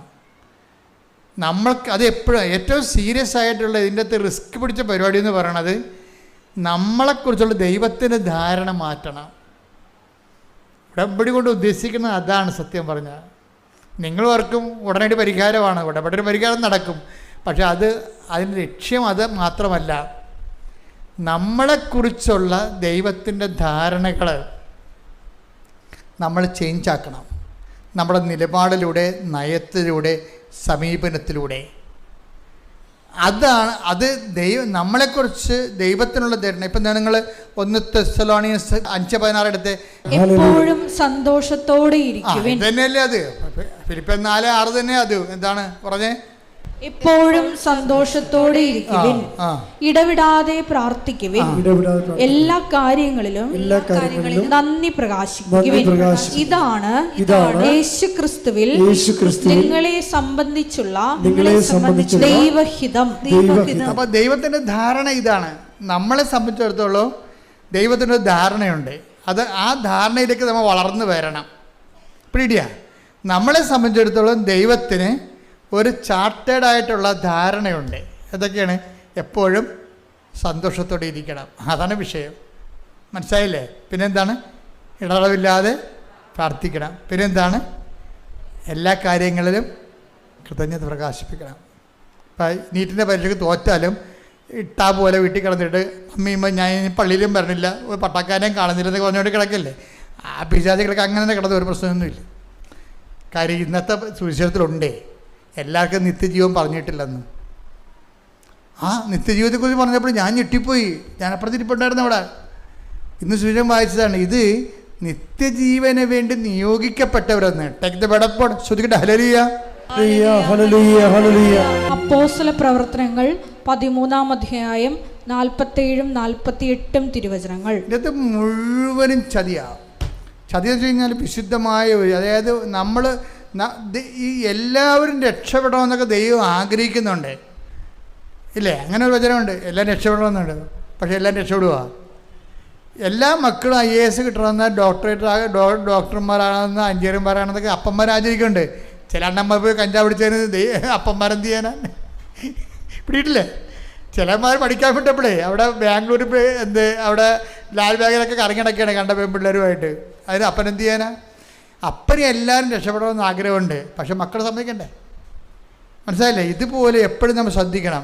ദൈവത്തിന് ഒരു ധാരണയുണ്ട്. ആ ധാരണയ്ക്കൊപ്പം വളർന്നുകൊള്ളാമെന്നാണ് ഈ ഉടമ്പടി പറയണത്. ദൈവത്തിൻ്റെ ധാരണ എന്താണ്? 5:16 ദൈവത്തിൻ്റെ ധാരണ. എന്താ ദൈവത്തിൻ്റെ ധാരണ? എപ്പോഴും സന്തോഷത്തോടെ ഇരിക്കണം. നീറ്റിൽ മാർക്ക് കുറഞ്ഞു പോയാലും അടുത്ത പോലെ എഴുതിയെടുക്കാമെന്ന് പറഞ്ഞ് നമ്മൾ സന്തോഷമായിരിക്കണം. അല്ലെങ്കിൽ ഞാൻ നല്ലവണ്ണം പഠിച്ചതാണ്, പിന്നെ ചിലർക്ക് മസിൽ പിടിക്കത്തില്ലേ, പഠിക്കാത്തവരൊക്കെ എഴുതിപ്പോയി നീറ്റിൻ്റെ പരീക്ഷയ്ക്ക് എന്തോ കുഴപ്പമുണ്ടായിട്ട് അമ്മ അട്ടിമറി കാണിച്ചിട്ടുണ്ട്. ചില ആൾക്കാർ ക്വസ്റ്റ്യൻ ചോർത്തി കിട്ടി. വെറുതെ തന്നെ ഇവളുടെ കഴിവുകേട് വീട്ടിൽ മുമ്പ് ഇവിടെ കൊച്ചാകാതിരിക്കാൻ വേണ്ടി പരീക്ഷയും സംവിധാനങ്ങളെല്ലാം കുറ്റം പറഞ്ഞാണ്. ഒരു കഥയുമില്ല. ഇങ്ങനെയുള്ള പരിപാടികളെല്ലാം എത്ര കാലം ദൈവം കണ്ടിട്ടുള്ളതാണ്. നിങ്ങളെ ഓന്തോടിയ വെയിൽ വരെ നിങ്ങളുടെ പരാജയങ്ങളുണ്ടെങ്കിൽ അതിനെ അക്സെപ്റ്റ് ചെയ്യണം. അല്ലാതെ ഉടനെ ഞാനേ ഈ വിചാരം കൊണ്ടും വാക്കുകൊണ്ടും പ്രവൃത്തി കൊണ്ടും പറഞ്ഞില്ല, വിചാരത്താലും വാക്കാലും പ്രവർത്തിയാലും. അപ്പം ഞങ്ങളുടെ കപ്പേരത്ത് വാക്കാലം എന്ന് പറയുമ്പോൾ വക്കാലം നായി പോവും. അപ്പോൾ ഞാൻ ഈ കെട്ടിത്തൂക്കണ കാര്യം വല്ലതും ആയിരിക്കുവാണ്. അതെന്താ പ്രശ്നം എന്ന് വെച്ച് കഴിഞ്ഞാൽ, എന്താ പ്രോബ്ലം എന്ന് വെച്ച് കഴിഞ്ഞാൽ, ചില ആൾക്കാർക്ക് ചില വിഷയങ്ങൾക്ക് വരുമ്പോൾ ഉടനെ ചത്ത് കളയാൻ തീരുമാനിക്കും. പരീക്ഷയ്ക്ക് ഒന്നും ഉണ്ടാകത്തില്ലേ? ഒന്നും ഉണ്ടാകത്തില്ല. ആ പരീക്ഷ 5 മാർക്ക് കുറഞ്ഞു പോയതായിരിക്കും, അത് അടുത്ത പോലെ എഴുതിയെടുക്കാം. അതുകൊണ്ട് അവരുടെ ആവശ്യമില്ലാത്ത നിരാശ കൊണ്ടാണത്. എപ്പോഴും നമ്മൾ ശ്രദ്ധിക്കേണ്ട ഒരു വിഷയം വെച്ചാൽ, ദൈവം ഇതൊന്നും അക്സെപ്റ്റ് ചെയ്യണില്ല. എന്താ പറയണത്? നീ തോറ്റാലും മാർക്ക് കുറഞ്ഞാലും നിൻ്റെ കൂടെ നിൽക്കുന്ന സ്വിറ്റ്സർലൻഡിലേക്ക് പോയാലും നീ എന്ത് ചെയ്യണം? എപ്പോഴും സന്തോഷത്തോടെ ഇരിക്കണം. അതാണ് വിഷയം. ദൈവ പൈതലാണ് നീയെങ്കിൽ എപ്പോഴും സന്തോഷത്തോടെ ഇരിക്കണം. പിന്നെ എന്താണ്? എന്തെല്ലാം ഇടതടവില്ലാതെ പ്രാർത്ഥിക്കണം. എന്താ കാര്യത്തിലറിയാവോ? നീ നടക്കേണ്ട വഴി കൃത്യമായിട്ടും ദൈവത്തിൻ്റെ കൈവെള്ളം എഴുതി വെച്ചിരിക്കുക. I have carved out in my പോ. എന്ത് രസമാണ് കേൾക്കാൻ. ഞാൻ നിന്നെ എൻ്റെ ഉള്ളം കയ്യിൽ ഇങ്ങനെ കൊത്തി വെച്ചിരിക്കുകയാണെന്ന്. നീ നടക്കേണ്ട വഴി നിൻ്റെ മുഖത്ത് നോക്കി ഞാൻ പറയുമെന്ന്. അപ്പോൾ മുഖത്ത് നോക്കണമെന്നുണ്ടെങ്കിൽ എന്താണ്? കയ്യിലിങ്ങനെ കൊത്തി വെച്ചിരിക്കുകയല്ലേ. ഇൻറ്റിമസിയാണ് പറയണത്. ദൈവമായിട്ട് കമ്മ്യൂണിക്കേറ്റീവ് ഇൻറ്റിമസി ഉണ്ടായിക്കഴിഞ്ഞാൽ ദൈവം തന്നെ നമ്മളെ വഴി നടത്തിക്കൊണ്ടിരിക്കും. ഇപ്പോൾ വെറുതെ എന്താ പറഞ്ഞത്, അമ്മേ കുഞ്ഞുങ്ങളെ വളർത്തണ്ടേ, കരാട്ട സ്കൂളിൽ പിള്ളേരല്ല കേട്ടാ ജീവിക്കണ്ടേന്ന് ചോദിച്ചപ്പോൾ എന്താ പറഞ്ഞത്? $30,000 എടുത്ത് കൊടുത്തേക്ക്. $30,000 അവിടെ അവർ മാത്രം കിട്ടിയിട്ടുള്ളൂ. അതാണ് രസം. അപ്പോൾ എന്ന് വെച്ചാൽ ഓരോരുത്തൻ്റെ കാര്യങ്ങളെക്കുറിച്ചും ദൈവത്തിന് കൃത്യതയുണ്ട്. നമ്മൾ എപ്പോഴും ദൈവഹിതം എന്താണെന്ന് നോക്കണം. ദൈവഹിതം എന്താ? ദൈവത്തിന് നമ്മളെക്കുറിച്ചുള്ള ധാരണയാണ് ദൈവഹിതം. എന്താണ്? എപ്പോഴും സന്തോഷത്തോടെ ഇരിക്കണം. ഇപ്പോൾ എനിക്ക് കുറച്ച് ഡിസീസൊക്കെ ഉണ്ട്. പക്ഷേ നിങ്ങളൊക്കെ എൻ്റെ ഈ കൂടെയുള്ള ഈ ജോമോളും അച്ഛനൊക്കെ അവർ എന്നെ ഈ കാര്യത്തിൽ ദുഃഖിച്ച് കണ്ടിട്ടുണ്ടാവില്ല. എപ്പോഴും കണ്ടത്തില്ല. ഞാൻ ഭയങ്കര സ്മാർട്ടാണ്. അത് ഇപ്പം തന്നെ ചുമയൊക്കെ പിടിച്ച് രാത്രി ആവിയൊക്കെ പിടിച്ചുകൊണ്ടിരിക്കുകയായിരുന്നു. കാര്യം ഇവിടെ നിന്ന് വേർത്തിട്ട് ബനിയം വരെ അകത്തുകൊണ്ട് പിഴിഞ്ഞിട്ട് ബനിയത്തകത്തോട്ട് വെള്ളം അകത്ത് കയറിയിട്ട് രാത്രി പനിയായിരുന്നു. അപ്പോൾ എനിക്ക് ഇത്തിരി പേടിയായിരുന്നു. ഇന്ന് ഇങ്ങനെ സ്വരമൊക്കെ പോവും, വല്ല കുഴപ്പമുണ്ടാകുന്നൊക്കെ പേടിയായിരുന്നു. പക്ഷേ എന്തായാലും ഞാൻ ഹാപ്പിയാണ്. ഇപ്പോൾ ജീവിതത്തിൽ ഇങ്ങനെയൊക്കെ കുറേ സംഭവങ്ങളൊക്കെ വരുമ്പോഴും നമ്മളോട് എന്താ പറഞ്ഞിരിക്കുന്നത്? എപ്പോഴും സന്തോഷത്തിലിരിക്കുക. പിന്നെന്താണ്? ഇടതരമില്ലാതെ പ്രാർത്ഥിക്കുക. പിന്നെന്താണ്? എല്ലാ കാര്യങ്ങളെയും ഓർത്തുകൊണ്ടും. അല്ലാതെ നിനക്ക് വിജയം തരുന്ന കാര്യം മാത്രമല്ല, എല്ലാവർക്കും വിജയം തരുന്ന കാര്യം മാത്രമല്ല, എല്ലാ കാര്യങ്ങളെയും ഓർത്തുകൊണ്ട് നന്ദി പറയണം. ഞാൻ അതായത് എപ്പോഴും എൻ്റെ പ്രശ്നം വെച്ചാൽ ഞാൻ സെമിനാരി പഠിക്കുന്ന കാലത്ത് 2 മാസമൊക്കെ രാത്രി കിടന്ന് കരയുമായിരുന്നു. 2 മാസം. അതിൻ്റെ കാര്യം വെച്ചാൽ എനിക്ക് എൻ്റെ അപ്പൻ, ഞാൻ 10ാം ക്ലാസ്സിൽ പഠിക്കുമ്പോഴാണ് മരിച്ചു പോയത്. അപ്പോൾ എനിക്ക് വേണ്ടി ആ 10ാം ക്ലാസ്സിൽ പിരിയണ സമയത്ത്, മോഡൽ എക്സാം സമയത്ത് ഓട്ടോഗ്രാഫ് വാങ്ങിക്കണം. അപ്പം അപ്പൻ ഭയങ്കര കൃഷിക്കാരനാണ്. അപ്പോൾ തന്നെത്താൻ തന്നെ ഒരു കൊല വെട്ടിയെടുത്ത് തോളെ വെച്ചുകൊണ്ട് കടയിൽ പോയി അത് കൊടുത്തിട്ട് എനിക്ക് ഓട്ടോഗ്രാഫ് മേടിച്ചുകൊണ്ട് വന്ന്. അതെനിക്ക് ഓർത്ത് സഹിക്കാൻ പറ്റുന്നില്ല. ആ അപ്പനാണ് 10ാം ക്ലാസ്സിലെ പരീക്ഷയ്ക്ക് മരിച്ചു പോയത്. അപ്പോഴും എനിക്ക് നോബടി, ഞാൻ ഒറ്റയ്ക്കൊരു കൾസം കൊടുത്താണ് സെമിനാരിൽ പോയി ചേരണത്. അപ്പോൾ അതുകൊണ്ട് അപ്പനെക്കുറിച്ച് ഓർക്കുമ്പോൾ എനിക്ക് സഹിക്കാനാവാത്ത വേദന വരും എപ്പോഴും. പിന്നെയാണ് ഞാൻ ഓർക്കുന്നത്, അപ്പൻ ജീവിച്ചിരുന്നെങ്കിൽ തീർച്ചയായിട്ടും എന്നെ ഇടവക വൈദ്യനായിട്ട് വിടത്തില്ല. അപ്പന് ഈ ഇടവക വൈദ്യനായിട്ട് ഭയങ്കര ഗുസ്തിയായിരുന്നു ആദ്യകാലം പോലെ. അപ്പോൾ എന്നോട് എപ്പോഴും പറയും, റിലീജിയസാണ് നല്ലത്, നീ റിലീജിയസിന് പോയാൽ മതി എന്ന്. അപ്പോൾ ഞാനതനുസരിച്ച് റിലീജിയസിന് പോകാൻ വേണ്ടി തന്നെയാണ് ഒരുങ്ങി നടന്നത്. പക്ഷെ കർത്താവ് പറഞ്ഞത് ഈ രൂപത ജീവിക്കണതും റിലീജിയസ് തന്നെയാണ്. നമ്മൾ എവിടെ ആയിരിക്കുന്നു എന്നല്ല പ്രശ്നം, നമ്മൾ എന്തായിരിക്കുന്നു എന്നാണ് പ്രശ്നം. സ്ഥലത്തിനല്ല പ്രശ്നം, സംവിധാനത്തിനല്ല പ്രശ്നം. ഏത് സംവിധാനത്തിൽ പോയാലും ദൈവത്തിൻ്റെ ഹിതം, ദൈവത്തിനൊരു ധാരണയുണ്ട് നമ്മളെക്കുറിച്ച്. അപ്പോഴെന്നാ പറ്റിയത്? ഇപ്പോഴേക്ക് തോന്നുന്നത് എന്താണ്? അപ്പൻ വലിയ കിടപ്പൊന്നും ഇല്ലാതെ നേരത്തെ കർത്താവിൻ്റെയൊക്കെ പോയില്ലേ? അന്ന് എനിക്കത് മനസ്സിലായില്ലേ? ഇന്ന് എനിക്കത് മനസ്സിലായി. അപ്പോൾ എന്താണ്? എല്ലാ കാര്യങ്ങൾക്കും കൃതജ്ഞത പ്രകാശിപ്പിക്കുകയും.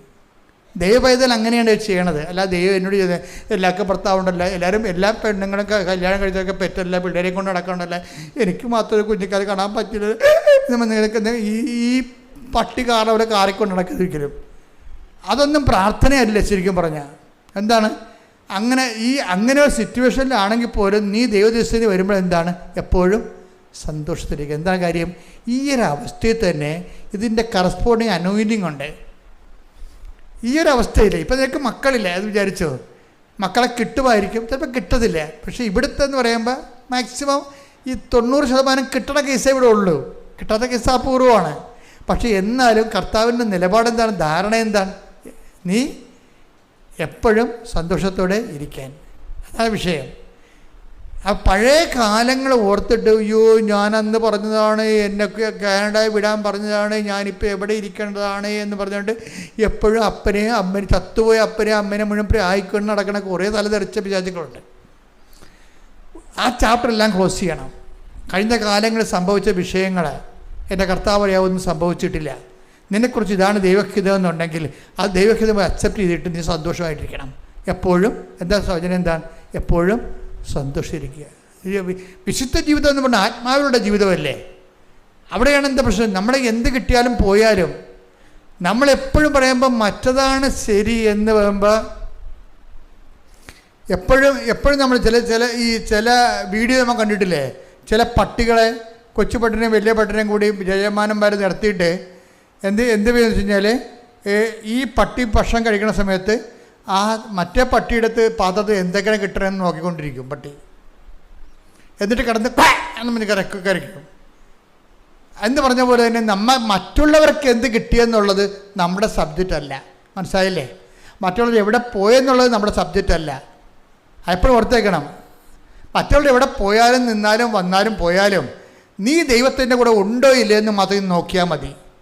അങ്ങനെ ചിന്തിച്ചാൽ നിനക്ക് സന്തോഷമാകുന്നതിന് കുഴപ്പമില്ല. എന്താ കാര്യം? കർത്താവിൻ്റെ വചനം തെറ്റത്തില്ല.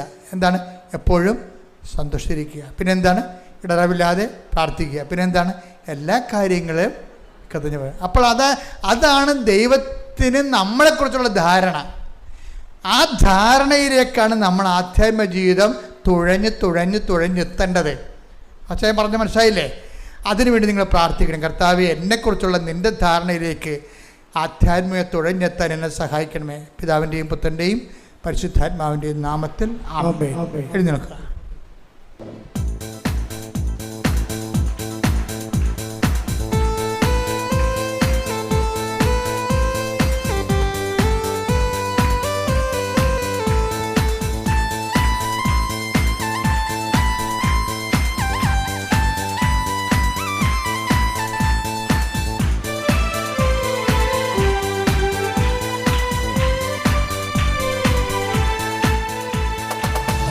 സന്തോഷം കൊണ്ടാനന്ദിപ്പാൻ കൊണ്ട് നിറയ്ക്കണമേ. ആത്മസന്തോഷം കൊണ്ടാനന്ദിപ്പാൻ കൊണ്ട് നിറയ്ക്കണമേ. എല്ലാവരും പാടാം. ആത്മസന്തോഷം കൊണ്ടാനന്ദിപ്പാൻ കൊണ്ട് നിറയ്ക്കണമേ. ആത്മസന്തോഷം കൊണ്ടാനന്ദിപ്പാൻ ദൈവത്തിന്റെ തേജസ്സിനിടെ പ്രകാശിക്കവേണം വെളിച്ചമായി. ദൈവത്തിന്റെ തേജസ്സിനിടെ പ്രകാശിക്കവേണം വെളിച്ചമായി. ആത്മസന്തോഷം കൊണ്ടാനന്ദിപ്പാൻ ഇന്നാത്മാരിക്കൊണ്ട് നിറയ്ക്കണമേ. ആത്മസന്തോഷം കൊണ്ടാനന്ദിപ്പാൻ ഇന്നാത്മാരിക്കൊണ്ട് നിറയ്ക്കണമേ. സ്വർഗസന്തോഷം കൊണ്ടാനന്ദിപ്പാൻ ആത്മശക്തിയാൽ എന്നെ നടത്തണമേ. സ്വർഗസന്തോഷം കൊണ്ടാനന്ദിപ്പാൻ ആത്മശക്തിയാൽ എന്നെ നടത്തണമേ. ആത്മസന്തോഷം കൊണ്ടാനന്ദിപ്പാൻ ഇന്നാത്മാരിക്കൊണ്ട് നിറയ്ക്കണമേ. ആത്മസന്തോഷം കൊണ്ടാനന്ദിപ്പാൻ ഇന്നാത്മാരിക്കൊണ്ട് സ്തുതിക്കട്ടെ. Hallelujah, hallelujah, hallelujah. യേശുവേ നന്ദി, യേശുവേ ആരാധന, ഹല്ലേലൂയ, ഹല്ലേലൂയ. യേശുവേ നന്ദി, ഹല്ലേലൂയ. യേശുവേ മഹത്വം, ആരാധന, ഹല്ലേലൂയ, ഹല്ലേലൂയ. യേശുവേ ഹല്ലേലൂയ, മഹത്വം, യേശുവേ മഹത്വം, ആരാധന, ഹല്ലേലൂയ, ഹല്ലേലൂയ. യേശുവേ ഹല്ലേലൂയ. വിശുദ്ധ പരമദിവ്യകാരുണ്യത്തിന് എന്നേരവും ആരാധനയും സ്തുതിയും പുകഴ്ചയും ഉണ്ടായിരിക്കട്ടെ. പരിശുദ്ധ പരമദിവ്യകാരുണ്യത്തിന് എന്നേരവും ആരാധനയും സ്തുതിയും പുകഴ്ചയും ഉണ്ടായിരിക്കട്ടെ.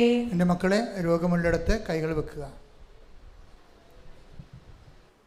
ശ്വാസകോശ രോഗികളുണ്ടാകും, കരൾ രോഗികളുണ്ടാകും, കിഡ്നി രോഗികൾ, ശ്വാസകോശ രോഗികൾ, ഹൃദയ രോഗികൾ. അപ്പോൾ മാതാവ് ജീവനോടെ പ്രത്യക്ഷപ്പെട്ട സ്ഥലമാണ്. നമ്മുടെ പ്രത്യക്ഷീകരണത്തിന് യോഗ്യതയിലാണ് നിങ്ങൾ ഈ പ്രാർത്ഥനയിൽ പങ്കെടുക്കേണ്ടത്. ചെവിക്ക് വേദനയുള്ളവരുണ്ടാകും, എവിടെയെങ്കിലും സിസ്റ്റോ മുഴയോ ഒക്കെ ഉള്ളവരുണ്ടാകും, നടുവേദനക്കാരുണ്ടാകും, പിൻകഴുത്തിന് വേദനയുള്ളവരുണ്ടാകും, സോറിയാസിസ് രോഗങ്ങൾ, പിസ്റ്റുല രോഗങ്ങൾ, PCOD രോഗങ്ങൾ, RSS രോഗങ്ങൾ, ശരീരം മൊത്തം പല പല രോഗങ്ങളുണ്ടാകും. അതെല്ലാം കൈകൾ പൊതിഞ്ഞ് അച്ഛൻ വെച്ചിരിക്കണ പോലെ വെക്കണം. ഇനി നിങ്ങൾ സ്തുതിച്ചേ. Hallelujah, hallelujah, hallelujah. കർത്താവേ, നിന്റെ ഉന്നതമായ നാമത്തിന് സ്തോത്രം ചെയ്യുന്നു. കർത്താവേ, നിന്റെ വിശുദ്ധ പൗരോഹിത്യത്തെ മഹത്വപ്പെടുത്തണമേ. കർത്താവേ, സഭയിലുള്ള സാന്നിധ്യം പ്രകടമാക്കണമേ. 39 വർഷം ഞാൻ അർപ്പിച്ച കൃപായുടെ യോഗ്യതയാൽ കൃപാസ്ഥാനത്താറെ ജീവനോടെ പ്രത്യക്ഷപ്പെട്ട പരിശുദ്ധ അമ്മയുടെ മാധ്യസ്ഥതാൽ കർത്താറയിൽ നടന്ന 10,000-കണക്കിന് ആരാധന ശക്തിയാൽ കർത്താവിൻ്റെ ശക്തി നിങ്ങൾക്ക് ആവശ്യിക്കട്ടെ. കർത്താവിൻ്റെ സ്തുതിക്കട്ടെ, സ്തുതിക്കട്ടെ. കർത്താവിൻ്റെ ശക്തി നിങ്ങൾക്ക് ആവശ്യിക്കട്ടെ. കർത്താവിൻ്റെ ശക്തി നിങ്ങൾക്ക് ആവശ്യിക്കട്ടെ. കർത്താവേ, നിന്റെ തിരുവിലാവിലെ മുറിവിനെ ഓർത്തുകൊണ്ട് അങ്ങയുടെ ശക്തി, രോഗസൗഖ്യ ശക്തി, മനസ്സൗഖ്യ ശക്തി ഇപ്പോൾ മക്കളിലേക്ക് ആവശ്യിക്കട്ടെ. അങ്ങയുടെ അവകാശവും ഓഹരിയുമായ തിരുസഭയോട് നീ കാരുണ്യം കാണിക്കണമേ. ഇവിടെ തീർത്ഥാടനത്തിൽ പ്രാർത്ഥിക്കുന്നവർ, വീട്ടിലിരുന്ന് ഓൺലൈനിൽ പ്രാർത്ഥിക്കുന്നവരുടെ മേലും കർത്താവിൻ്റെ ശക്തി ഒഴുകട്ടെ. മാരകരോഗങ്ങൾ, തീരാവ്യാധികൾ, മൂക്കിൽ ദശ വളരുന്ന അവസ്ഥകൾ, കണ്ണിന് കാഴ്ചക്കുറവുള്ള അവസ്ഥകൾ, ചെവിക്ക് കേൾവിക്കുറവുള്ള അവസ്ഥകൾ, മെനിഞ്ചൈറ്റിസ് പോലുള്ള രോഗങ്ങൾ, അതുപോലെ തന്നെ മാറാത്ത തലവേദനകൾ, അതിൻ്റെ മൂലകാരണങ്ങൾ, അടിമുഴക്കം പോലെ അടിപ്പിണർ പോലെ കർത്താവിൻ്റെ ശക്തി യേശുവിന്റെ നാമത്തിൽ സൗഖ്യം പ്രാപിക്കട്ടെ. സ്തുതിക്കട്ടെ. Hallelujah, hallelujah, hallelujah. എല്ലാ രോഗങ്ങളും സുഖപ്പെട്ടുകൊണ്ട് നാമത്തെ ആരാധനയിലൂടെ വീണ്ടും വീണ്ടും മഹത്വപ്പെടുത്തണമേ. ഹല്ലേലൂയ. യേശുവേ നന്ദി, യേശുവേ ആരാധന. വരേണമേ, എന്നിൽ നിറയണമേ. വരേണമേ, സൗഖ്യം നൽകണമേ. വരേണമേ, എന്നിൽ നിറയണമേ. വരേണമേ, സൗഖ്യം നൽകണമേ. എൻ്റെ മക്കളുടെ വിവിധ പരീക്ഷകൾ എഴുതിയ മക്കളുണ്ട്. റിസൾട്ട് വെയിറ്റ് ചെയ്യുന്നവർ, അവർ ഉടമ്പടി എടുത്തിരിക്കുന്നത് തന്നെ അവർ ആ പരീക്ഷയുടെ വിഷയം ഉടമ്പടി വെച്ചപ്പോൾ തന്നെ ദൈവത്തിന് അറിയാം. എന്താണ് അറിയാവുന്നത്? നിങ്ങളുടെ കഴിവിലല്ല നിങ്ങൾ ആശ്രയിക്കുന്നത്, കർത്താവിൻ്റെ കൃപയിലാണെന്ന്. അതുകൊണ്ട് തന്നെ ജയിക്കാനും ഉന്നതമായ മാർക്ക് മേടിക്കാനും നിങ്ങൾക്ക് അവകാശമുണ്ട്. എന്താ കാര്യം? നിങ്ങളുടെ കഴിവിനേക്കാൾ ഉപരി ദൈവത്തിൻ്റെ കൃപയെ വിശ്വസിക്കുന്നത് കൊണ്ടാണ് അത് ഉടമ്പടിയാക്കി മാറ്റിയിരിക്കുന്നത്. ആ ഉടമ്പടി എടുത്തിരിക്കുന്ന മക്കളെല്ലാം അവിടെ മേലെല്ലാം കർത്താവിൻ്റെ കൃപ ആവശ്യിക്കുന്നതിന് വേണ്ടി സ്തുതിക്കട്ടെ. Hallelujah, hallelujah, hallelujah, hallelujah, hallelujah. മഹത്വം, മഹത്വം, ആരാധന, ആരാധന. Hallelujah, hallelujah. നാഥ വരണമേ, വരേണമേ, എന്നിൽ നിറയണമേ. വരേണമേ, സൗഖ്യം നൽകണമേ. വരേണമേ, എന്നിൽ നിറയണമേ. വരേണമേ, സൗഖ്യം നൽകണമേ. പ്രത്യേക മാനസിക അവസ്ഥയിൽ, വൈകാരിക അവസ്ഥയിൽ ഈ ദുരന്തപരമായ അവസ്ഥയിൽ നിന്ന് 1 ഇഞ്ച് മുന്നോട്ട് പോകാൻ പറ്റണില്ലെന്ന് കണ്ണീരോടെ പ്രാർത്ഥിക്കുന്നവരുണ്ട്. ചിലപ്പോൾ സാമ്പത്തികമായ കടങ്ങളായിരിക്കാം, ചിലപ്പോൾ വിവാഹം ഒത്തുവരാതെ വീട്ടിൽ നിന്ന് എല്ലാവർക്കും വേണ്ടി കഴുകിയ അവസാനം നമുക്ക് ജീവിതമല്ലാത്ത രീതിയിൽ എല്ലാവരും നമ്മൾ പലതരത്തിൽ സമ്മർദ്ദപ്പെടുന്ന അവസ്ഥയാകാം. ഈ നരകത്തിൽ നിന്ന് എവിടെയെങ്കിലും പോയി രക്ഷപ്പെട്ടാൽ മതി എന്ന് ഓർത്ത് രാവിലും പകലും കണ്ണീര് കുടിക്കുന്ന വ്യക്തിയാകാം നീ. അപ്പം അങ്ങനെ എല്ലാവരുടെ വേദനകളെ ഇപ്പോൾ ആൾത്താറെ വെക്കുകയാണ്. പരിശുദ്ധമ്മയുടെ പ്രത്യക്ഷീകരണത്തിൻ്റെ ശക്തിയിൽ നിങ്ങളുടെ എല്ലാ വിഷമങ്ങളും, ജോലിയില്ലാത്തവരുണ്ട്, വീടില്ലാത്തവരുണ്ട്, വഴിയില്ലാത്തവരുണ്ട്, അതുപോലെ തന്നെ ആരും സഹായിക്കാനില്ലാത്തവരുണ്ട്. ഒരു കാര്യം വന്നാൽ പോലും തിരക്കാനോ ചോദിക്കാനോ പറയാനോ കൂടെ വരാനോ പോകാനോ ആരും ഇല്ലാത്തവരുണ്ട്. അവിടെ മേലെല്ലാം ദൈവത്തിൻ്റെ കരുണയ്ക്ക് വേണ്ടി ഇടി മുഴക്കുമ്പോൾ ശ്രദ്ധിക്കട്ടെ.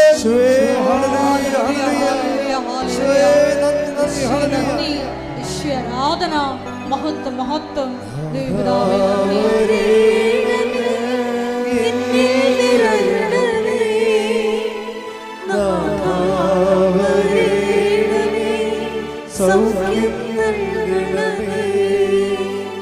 പരിശുദ്ധ പരമദിവ്യകാരുണ്യത്തിന് നേരവും ആരാധനയും സ്തുതിയും പുകഴ്ചയും ഉണ്ടായിരിക്കട്ടെ.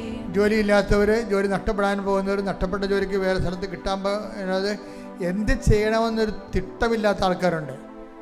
ഏത് രാജ്യത്ത് പോകണം, ഏത് ജോലി ചെയ്യണം, ഇവിടെ തന്നെ എന്താ ചെയ്യേണ്ടതെന്നതിനെക്കുറിച്ച് ഐഡിയ ഇല്ലാത്തവരുണ്ട്. ആപ്പാട് ജീവിതം കലങ്ങി മറിഞ്ഞ് കുഴഞ്ഞു കിടക്കുന്നവരുണ്ട്. അവർക്കെല്ലാം കൃത്യമായ ബോധ്യങ്ങൾ, അതായത് 72 മണിക്കൂറിനുള്ളിൽ ദൈവം അവരുടെ വിഷയത്തിന് മേൽ കൃപാസന അമ്മ ദൈവമാതാവിൻ്റെ പ്രത്യേകമായി ഇടപെടൽ ഉണ്ടാകുന്നതിന് വേണ്ടി ഇടിമുഴക്കം പോലെ ശ്രദ്ധിക്കട്ടെ.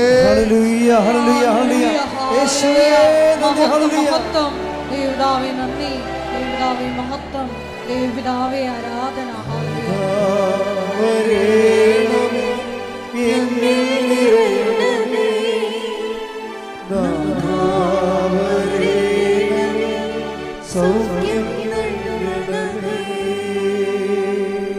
എപ്പോഴാണ് ഈ പ്രാർത്ഥന കൂടാൻ ഇടയിൽ വരണത്? ചിലപ്പോൾ 2 കൊല്ലം കഴിഞ്ഞായിരിക്കും ചില ആൾക്കാർ ഈ പ്രാർത്ഥന കൂടുന്നത്.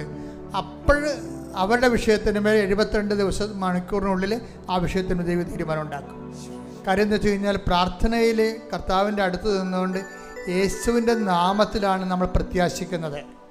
അതുകൊണ്ട് തന്നെ സമയബന്ധിതമായിട്ട്, സമയമായില്ല കൃപാസനം പ്രാർത്ഥനകളെല്ലാം സമയത്തിന് മേൽ ദൈവത്തിൻ്റെ അധികാരം പരിശുദ്ധ അമ്മയിലൂടെ പ്രഖ്യാപിക്കുന്നതാണ് ഉടമ്പടി. ശ്രദ്ധിക്കട്ടെ.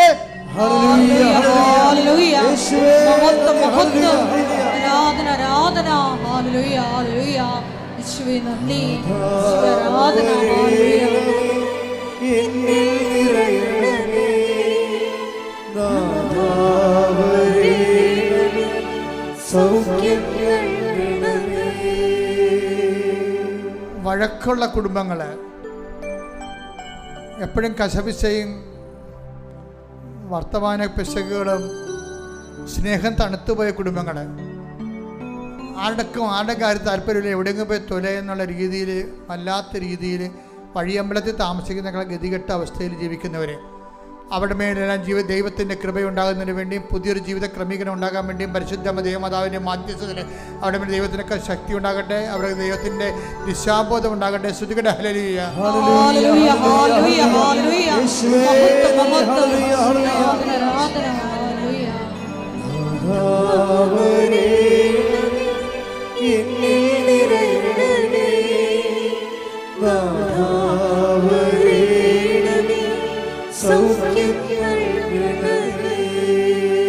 പിരിഞ്ഞുപോയ ഭാര്യാഭർത്തകന്മാർ ഒരുമിച്ച് ജീവിക്കാൻ വീണ്ടും ആഗ്രഹിക്കുന്നവരെ, കോടതി കേസ് അനുകൂലമായി വിധിച്ചുകൊണ്ട് ദൈവത്തിന് നീതി നിറവേറാൻ ആഗ്രഹിക്കുന്നവരെ, തിന്മയിൽ നിന്ന് രക്ഷപ്പെടാൻ ഉദ്ദേശിക്കുന്നവരെ, അവിടെ പ്രാർത്ഥനകളുടെ മേലെല്ലാം ദൈവത്തിന്റെ തീരുമാനം ഉണ്ടാകാൻ വേണ്ടി ശ്രദ്ധിക്കട്ടെ. ശ്രദ്ധിക്കട്ടെ. ശ്രദ്ധിക്കട്ടെ.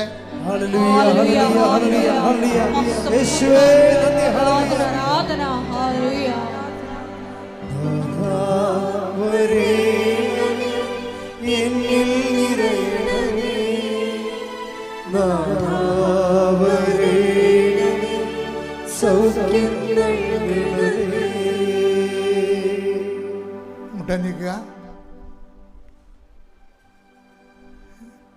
രേഖാമൂലമായ തടസ്സങ്ങൾ, രേഖകൾ കാണാതെ പോയത്, രേഖ നഷ്ടപ്പെട്ടത്, ചില രേഖകളെ പിടിച്ചു വച്ചിരിക്കുന്നത്,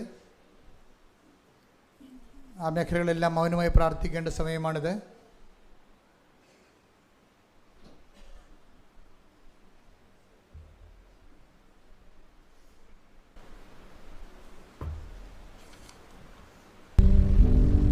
ഒരിക്കൽ കൂടി മരിയൻ ഉടമ്പടിയിൽ സമർപ്പിച്ചിരിക്കുന്ന എല്ലാ വിഷയങ്ങളും ദൈവമാതാവിൻ്റെ മധ്യസ്ഥതയിൽ ദിവ്യകാരുണ്യ സന്നിധിയിൽ സമർപ്പിച്ച് നമുക്ക് മൗനമായിട്ട് പ്രാർത്ഥിക്കാം. ഹൃദയത്തിൽ ശങ്കിക്കാതെ ഈ മലയോട് കടലിൽ ചെന്ന് വീഴുക എന്ന് പറഞ്ഞാൽ അത് സംഭവിക്കുക തന്നെ ചെയ്യുമെന്ന് തിരുവചനത്തിലൂടെ നീ ഞങ്ങൾക്ക് ബോധ്യപ്പെടുത്തി തരികയായിരുന്നു. ഈശോയെ, എപ്പോഴും സന്തോഷത്തോടു കൂടിയിരിക്കുവാൻ, എല്ലാ കാര്യങ്ങളിലും കൃതജ്ഞത പ്രകാശിപ്പിക്കുക എന്നതാണ് ദൈവഹിതമെന്ന് തിരുവചനത്തിലൂടെ വെളിപ്പെട്ടതനുസരിച്ച് ഈശോയെ എല്ലാ കാര്യങ്ങളും നന്ദി പറഞ്ഞ് ഈശോയെ എപ്പോഴും സന്തോഷത്തോടെ ഇരിക്കുവാൻ ഈ ആരാധനയിലൂടെ ഞങ്ങൾക്ക് അധിക അഭിഷേകം നൽകണമേ എന്ന് പ്രാർത്ഥിച്ചുകൊണ്ട് ശിരസ്സ് നമിച്ച് നമുക്ക് ദിവ്യകാരുണ്യനാഥൻ്റെ ആശീർവാദം സ്വീകരിക്കാം.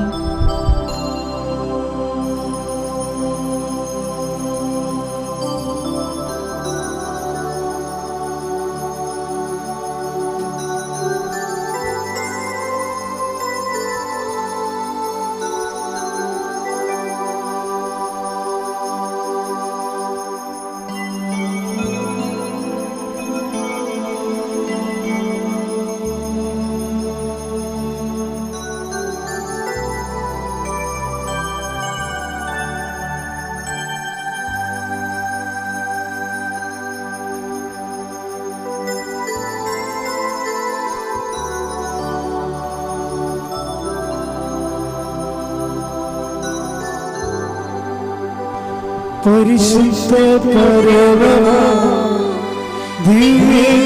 ദിവ്യകാരുണ്യമേ, ഇന്നും എന്നും അങ്ങേക്ക് ആരാധന. പരിശുദ്ധ പരമ ദിവ്യ